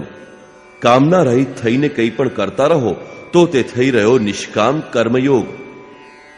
કોઈ કહે છે કે અધિક લાભ માટે વિદેશી વસ્ત્ર વેચો છો તો તમે સકામી છો. દેશ સેવા માટે સ્વદેશી વેચો તો તે થયો નિષ્કામ કર્મયોગ. નિષ્ઠાપૂર્વક નોકરી કરવામાં આવે, લાભ હાનિની ચિંતાથી મુક્ત થઈને વેપાર કરવામાં આવે તો થઈ ગયો નિષ્કામ કર્મયોગ. જય પરાજયની ભાવનાથી મુક્ત થઈને યુદ્ધ કરો, ચૂંટણી લડો તો શું થઈ ગયા નિષ્કર્મી? મરશો તો મુક્તિ મળી જશે? હકીકતમાં આવું કશું જ નથી. યોગેશ્વર શ્રી કૃષ્ણએ સ્પષ્ટ શબ્દોમાં કહ્યું છે કે આ નિષ્કામ કર્મમાં નિર્ધારિત ક્રિયા એક જ છે. વ્યવસાયાત્મિકા બુદ્ધિ રેકેહ કુરુનંદન. અર્જુન, તું નિર્ધારિત કર્મ કર. યજ્ઞની પ્રક્રિયા જ કર્મ છે. યજ્ઞ શું છે? શ્વાસ પ્રશ્વાસનો હવન, ઇન્દ્રિયોનો સંયમ, યજ્ઞ સ્વરૂપ મહાપુરુષનું ધ્યાન, પ્રાણાયામ, પ્રાણોનો નિરોધ. આ જ મનની વિજેતા અવસ્થા છે. જગત મનનો જ પ્રસાર છે. શ્રી કૃષ્ણના શબ્દોમાં ઇહૈવ તૈર્જિત સર્ગો યેષા સામ્યે સ્થિતમ મનઃ. જેનું મન સબત્વમાં સ્થિત છે એ પુરુષો દ્વારા ચરાચર જગત અહીં જીતી લેવાયું. મનનું સબત્વ અને જગતને જીતવું એ બંનેને શો સંબંધ?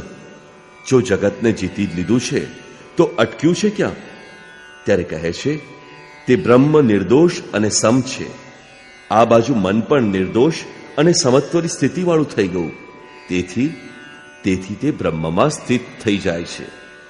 સારાંશ એ કે મનનો પ્રસાર જ જગત છે. ચરાચર જગત જ હવન સામગ્રીના રૂપમાં છે. મનનો સર્વથા નિરોધ થતાં જ જગતનો નિરોધ થઈ જાય છે. મનના નિરોધ સાથે જ યજ્ઞનું પરિણામ આવે છે. યજ્ઞ જેનું સર્જન કરે છે તે જ્ઞાનામૃતનું પાન કરનાર પુરુષ સનાતન બ્રહ્મમાં પ્રવિષ્ટ થઈ જાય છે. આ બધા યજ્ઞો બ્રહ્મસ્થિત મહાપુરુષોની વાણી દ્વારા કહેવાયેલા છે. એવું નથી કે અલગ અલગ સંપ્રદાયોના સાધક અલગ અલગ પ્રકારના યજ્ઞો કરે છે, પરંતુ બધા યજ્ઞ એક જ સાધકની ઊંચી નીચી અવસ્થાઓ છે. આ યજ્ઞો જેના વડે થવા લાગે તે ક્રિયાનું નામ કર્મ છે. આખી ગીતામાં એક પણ શ્લોક એવો નથી જે સાંસારિક કાર્યોનું સમર્થન કરતો હોય. ઘણું કરીને લોકો યજ્ઞનું નામ પડતા જ બહાર યજ્ઞવેદી બનાવી તલ જવ લઈને સ્વાહા બોલતા બોલતા હવનનો પ્રારંભ કરી દે છે. આ તો એક વંચના છે. દ્રવ્ય યજ્ઞ કંઈક બીજું જ છે. એ વિશે શ્રી કૃષ્ણએ ઘણીવાર કહ્યું છે પરંતુ પશુ બલિ, વસ્તુ હોમવા વગેરે સાથે તેને કોઈ સંબંધ નથી.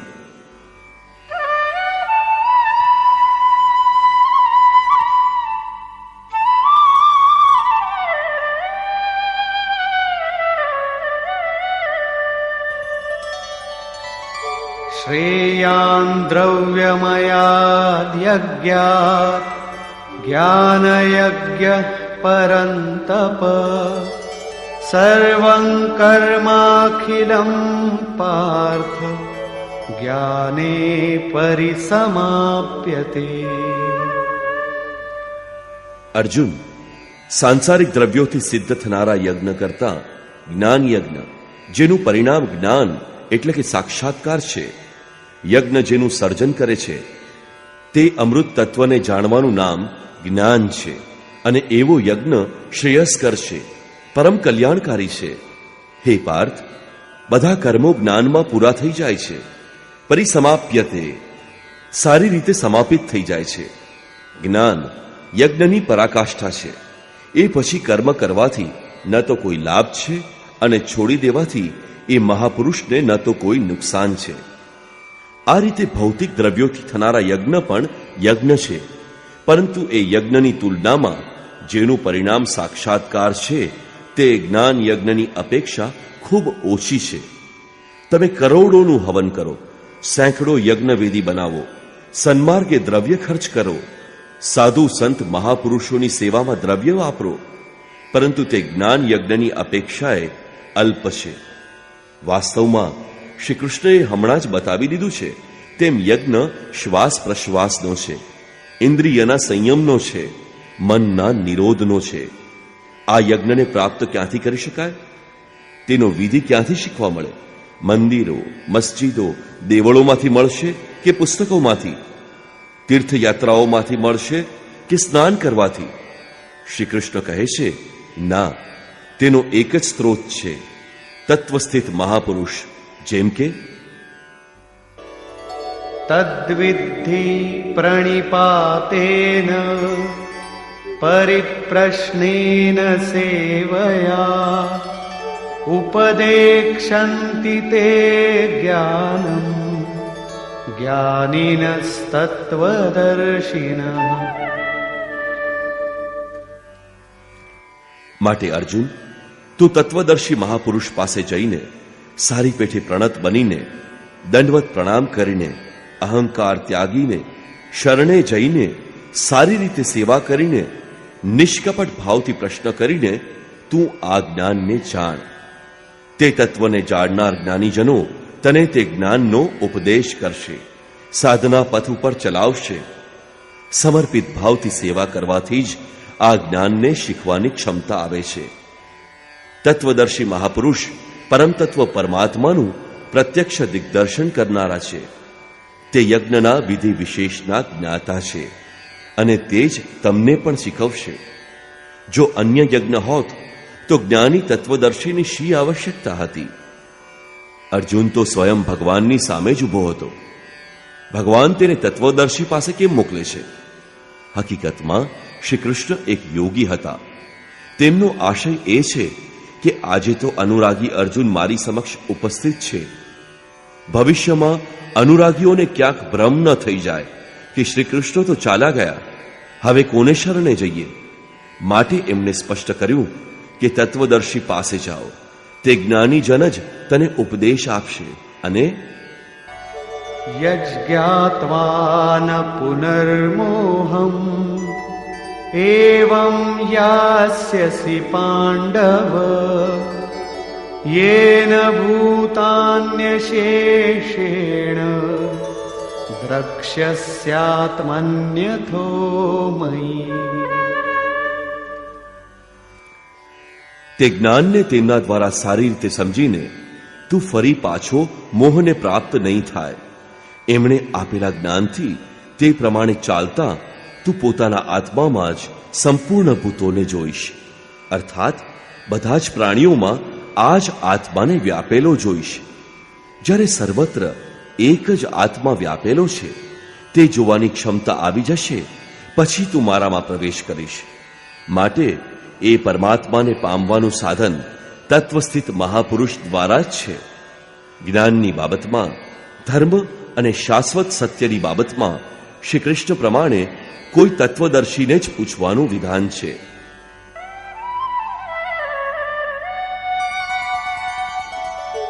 અપિ ચેદસી પાપેભ્યઃ સર્વેભ્યઃ પાપકૃત્તમઃ સર્વં જ્ઞાનપ્લવેનૈવ વૃજિનં સંતરિષ્યસી. હે અર્જુન, જો તું સર્વ પાપીઓ કરતા પણ વધુ પાપ કરનારો હોય તો પણ જ્ઞાનરૂપી નૌકા દ્વારા બધા જ પાપોને નિસંદેહ સારી રીતે તરી જઈશ. એનો આશય તમે એવો ન કરતા કે વધુમાં વધુ પાપ કરીને પણ ક્યારેક તરી જવાય. શ્રી કૃષ્ણનો આશય માત્ર આ જ છે કે ક્યાંક તમે ભ્રમમાં ન રહો કે અમે તો પાપી છીએ, અમે પાર નહીં ઉતરીએ. એવો કોઈ અર્થ કાઢી ન બેસો. માટે શ્રી કૃષ્ણ પ્રોત્સાહન અને આશ્વાસન આપે છે કે બધા પાપીઓના પાપોના સમૂહ કરતા પણ અધિક પાપ કરનારા હો તો પણ તત્વદર્શીઓ પાસેથી મળેલી જ્ઞાનરૂપી નૌકા દ્વારા હે અર્જુન, તું નિસંદેહ સંપૂર્ણ પાપોથી સારી રીતે ઉગરી જઈશ. એ કેવી રીતે?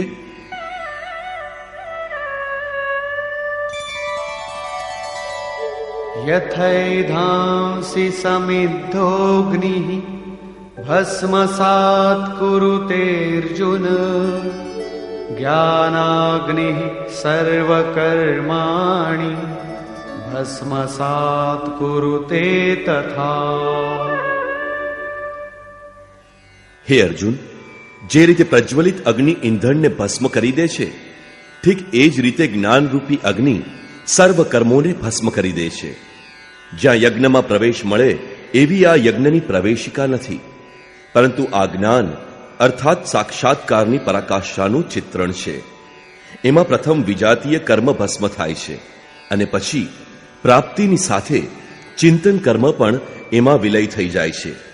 જે પામવાનું હતું એ તો પામી લીધું, હવે આગળ ચિંતન કરી કોને શોધીએ? આવા સાક્ષાત્કારી જ્ઞાની સંપૂર્ણ શુભાશુભ કર્મોનો અંત લાવી દેશે. તે સાક્ષાત્કાર ક્યાં થશે? બહાર થશે કે અંદર? આ વિશે ભગવાન કહે છે,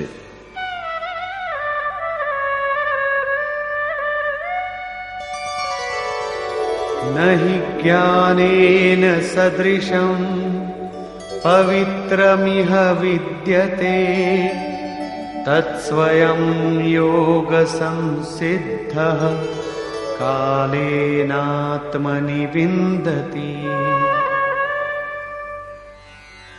આ સંસારમાં જ્ઞાન સમાન પવિત્ર નિસંદેહ અન્ય કંઈ જ નથી. એ જ્ઞાન સાક્ષાત્કારનો તું પોતે, બીજો નહીં. યોગની પરિપક્વ અવસ્થામાં, આરંભમાં નહીં, પોતાના આત્માની અંતર્ગત હૃદય દેશમાં જ અનુભવ કરીશ, બહાર નહીં. આ જ્ઞાન માટે યોગ્યતા અપેક્ષિત છે. યોગેશ્વરના શબ્દોમાં,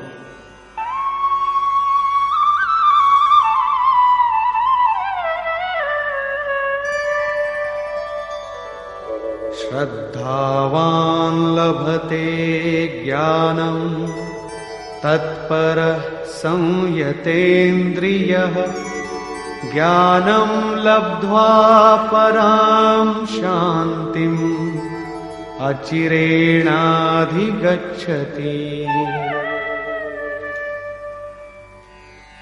શ્રદ્ધાવાન, તત્પર તથા સંયતેન્દ્રિય પુરુષ જ જ્ઞાન પ્રાપ્ત કરી શકે છે. ભાવપૂર્વક જિજ્ઞાસા નથી તો તત્વદર્શીને શરણે જવાથી પણ જ્ઞાનની પ્રાપ્તિ નહીં થાય. કેવળ શ્રદ્ધા જ પર્યાપ્ત નથી. શ્રદ્ધાવાન શિથિલ પ્રયત્નવાળો પણ હોઈ શકે. માટે મહાપુરુષ દ્વારા નિર્દિષ્ટ માર્ગે તત્પરતાથી અગ્રેસર થવાની લગ્ની પણ આવશ્યક છે. આની સાથે સંપૂર્ણ ઇન્દ્રિયોમાં સંયમ અનિવાર્ય છે. જે વાસનાઓથી વિરત નથી તેના માટે સાક્ષાત્કાર, જ્ઞાનની પ્રાપ્તિ કઠિન છે. કેવળ શ્રદ્ધાવાન, આચરણરત, સંયતેન્દ્રિય પુરુષ જ જ્ઞાન પ્રાપ્ત કરે છે.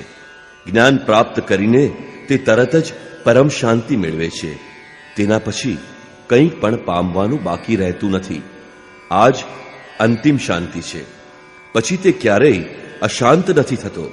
અને જ્યાં શ્રદ્ધા નથી ત્યાં અજ્ઞશ્ચાશ્રદ્દધાનશ્ચ સંશયાત્મા વિનશ્યતિ નાયં લોકોસ્તિ ન પરો ન સુખમ સંશયાત્મનઃ. યજ્ઞની વિધિ વિશેષથી અનભિજ્ઞ એવો અજ્ઞાની, શ્રદ્ધારહિત તથા સંશયયુક્ત પુરુષ આ પરમાર્થ પથથી ભ્રષ્ટ થઈ જાય છે. એમાંય સંશયયુક્ત પુરુષ માટે ન તો સુખ છે, ન તો પુનઃ મનુષ્ય શરીર છે. એના માટે તો પરમાત્મા પણ નથી. માટે તત્વદર્શી મહાપુરુષોની પાસે જઈને આ માર્ગના સંશયનું નિવારણ કરી લેવું જોઈએ. અન્યથા તેઓ તે વસ્તુનો પરિચય કદી નહીં પામી શકે. તો કોણ પામી શકે છે? યોગ સંન્યસ્ત કર્માણમ જ્ઞાન સંચિન્ન સંશયમ આત્મવંતમ ન કર્માણિ નિબધ્નન્તિ ધનંજય. જેમના કર્મ યોગ દ્વારા ભગવાનમાં સમાહિત થઈ ચૂક્યા છે, જેનો સંપૂર્ણ સંશય પરમાત્માના પ્રત્યક્ષ જ્ઞાન દ્વારા નષ્ટ થઈ ગયો છે, પરમાત્મા સાથે જોડાયેલા એવા પુરુષને કર્મ બાંધતા નથી. યોગ દ્વારા જ કર્મનું શમન થશે, જ્ઞાનથી જ સંશય નષ્ટ થશે. માટે ભગવાન શ્રી કૃષ્ણ કહે છે,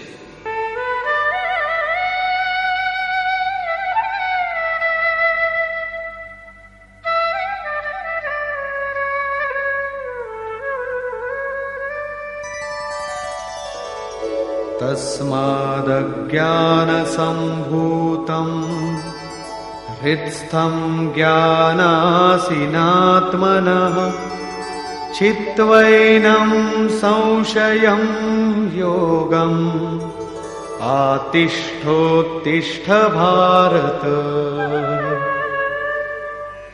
ભરતવંશી અર્જુન, તું યોગમાં સ્થિર થા અને અજ્ઞાનમાંથી ઉત્પન્ન થયેલા હૃદયમાં રહેલા પોતાના આ સંશયને જ્ઞાનરૂપી તલવારથી કાપ. યુદ્ધ માટે ઊભો થા. જ્યારે સાક્ષાત્કારમાં બાધક સંશયરૂપી શત્રુ મનની અંદર હોય ત્યારે બહાર કોઈ કોઈની જોડે શા માટે લડે? વસ્તુત તમે જ્યારે ચિંતન માર્ગ ઉપર ચાલતા થાઓ ત્યારે સંશયથી ઉત્પન્ન બાહ્ય પ્રવૃત્તિઓ અડચણના રૂપે થાય એ સ્વાભાવિક છે. તે શત્રુના રૂપે ભયંકર આક્રમણ કરે છે. સંયમની સાથે યજ્ઞના વિધિ વિશેષનું આચરણ કરતા આ વિકારોથી પાર પામવું એ જ યુદ્ધ છે. એનું પરિણામ પરમ શાંતિ છે.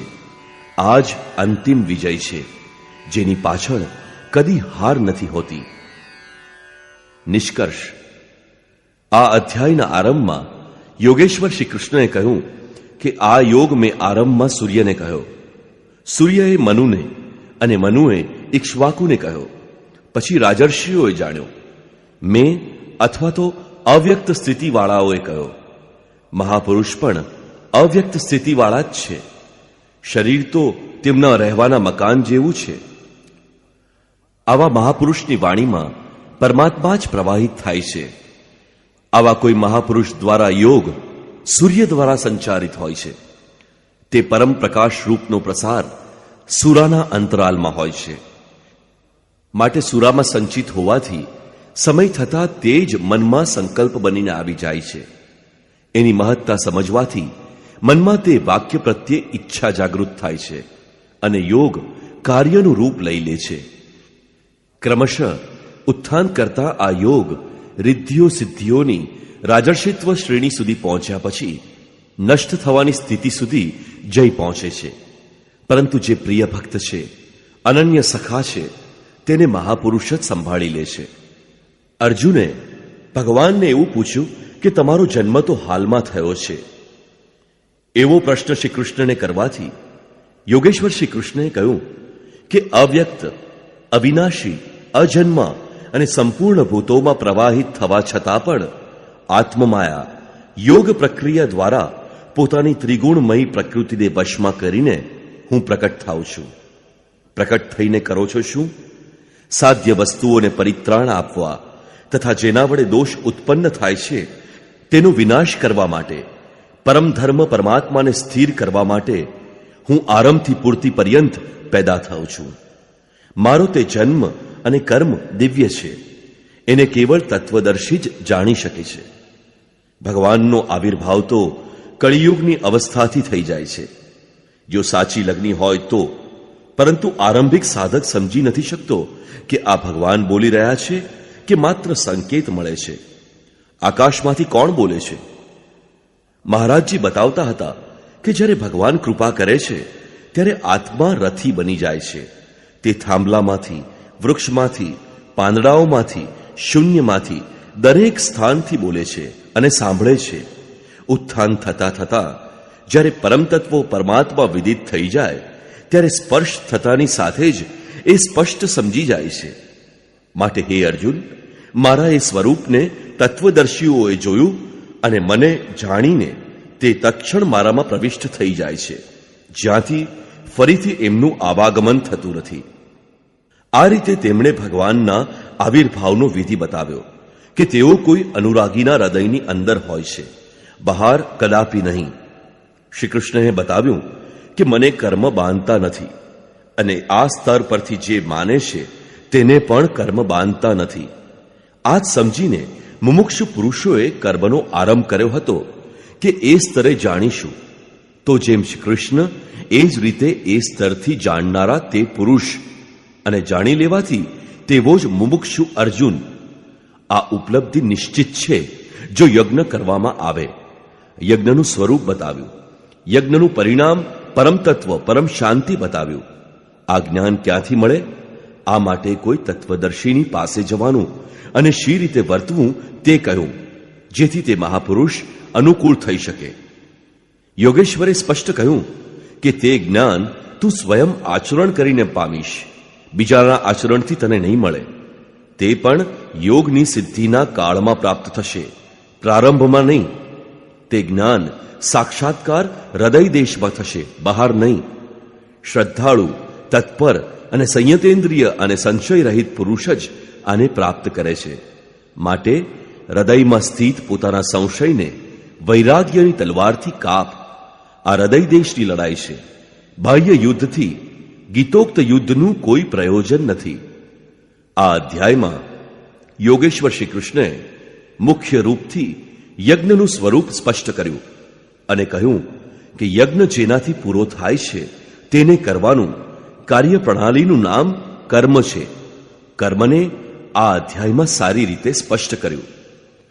ઓમ તત્સદિતિ શ્રીમદ ભગવદ્ ગીતા સુપનિષત્સુ બ્રહ્મ વિદ્યાયા યોગશાસ્ત્રે શ્રી કૃષ્ણાર્જુન સંવાદે યજ્ઞ કર્મ સ્પષ્ટીકરણ નામ ચતુર્થોધ્યાય.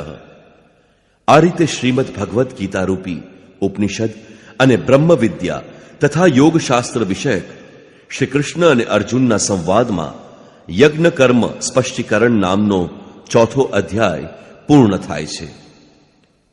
ઇતિ શ્રીમદ પરમહંસ પરમાનંદસ્ય શિષ્ય સ્વામી અડગળાનંદ કૃતે શ્રીમદ ભાગવદ ગીતાયાઃ યથાર્થ ગીતા ભાષ્યે યજ્ઞ કર્મ સ્પષ્ટીકરણ નામ ચતુર્થોધ્યાય. આ રીતે શ્રીમદ પરમહંસ પરમાનંદજીના શિષ્ય સ્વામી અડગળાનંદ કૃત શ્રીમદ ભગવદ્ ગીતાના ભાષ્ય યથાર્થ ગીતામાં યજ્ઞ કર્મ સ્પષ્ટીકરણ નામનો ચોથો અધ્યાય પૂરો થાય છે. હરિ ઓમ તત્સત.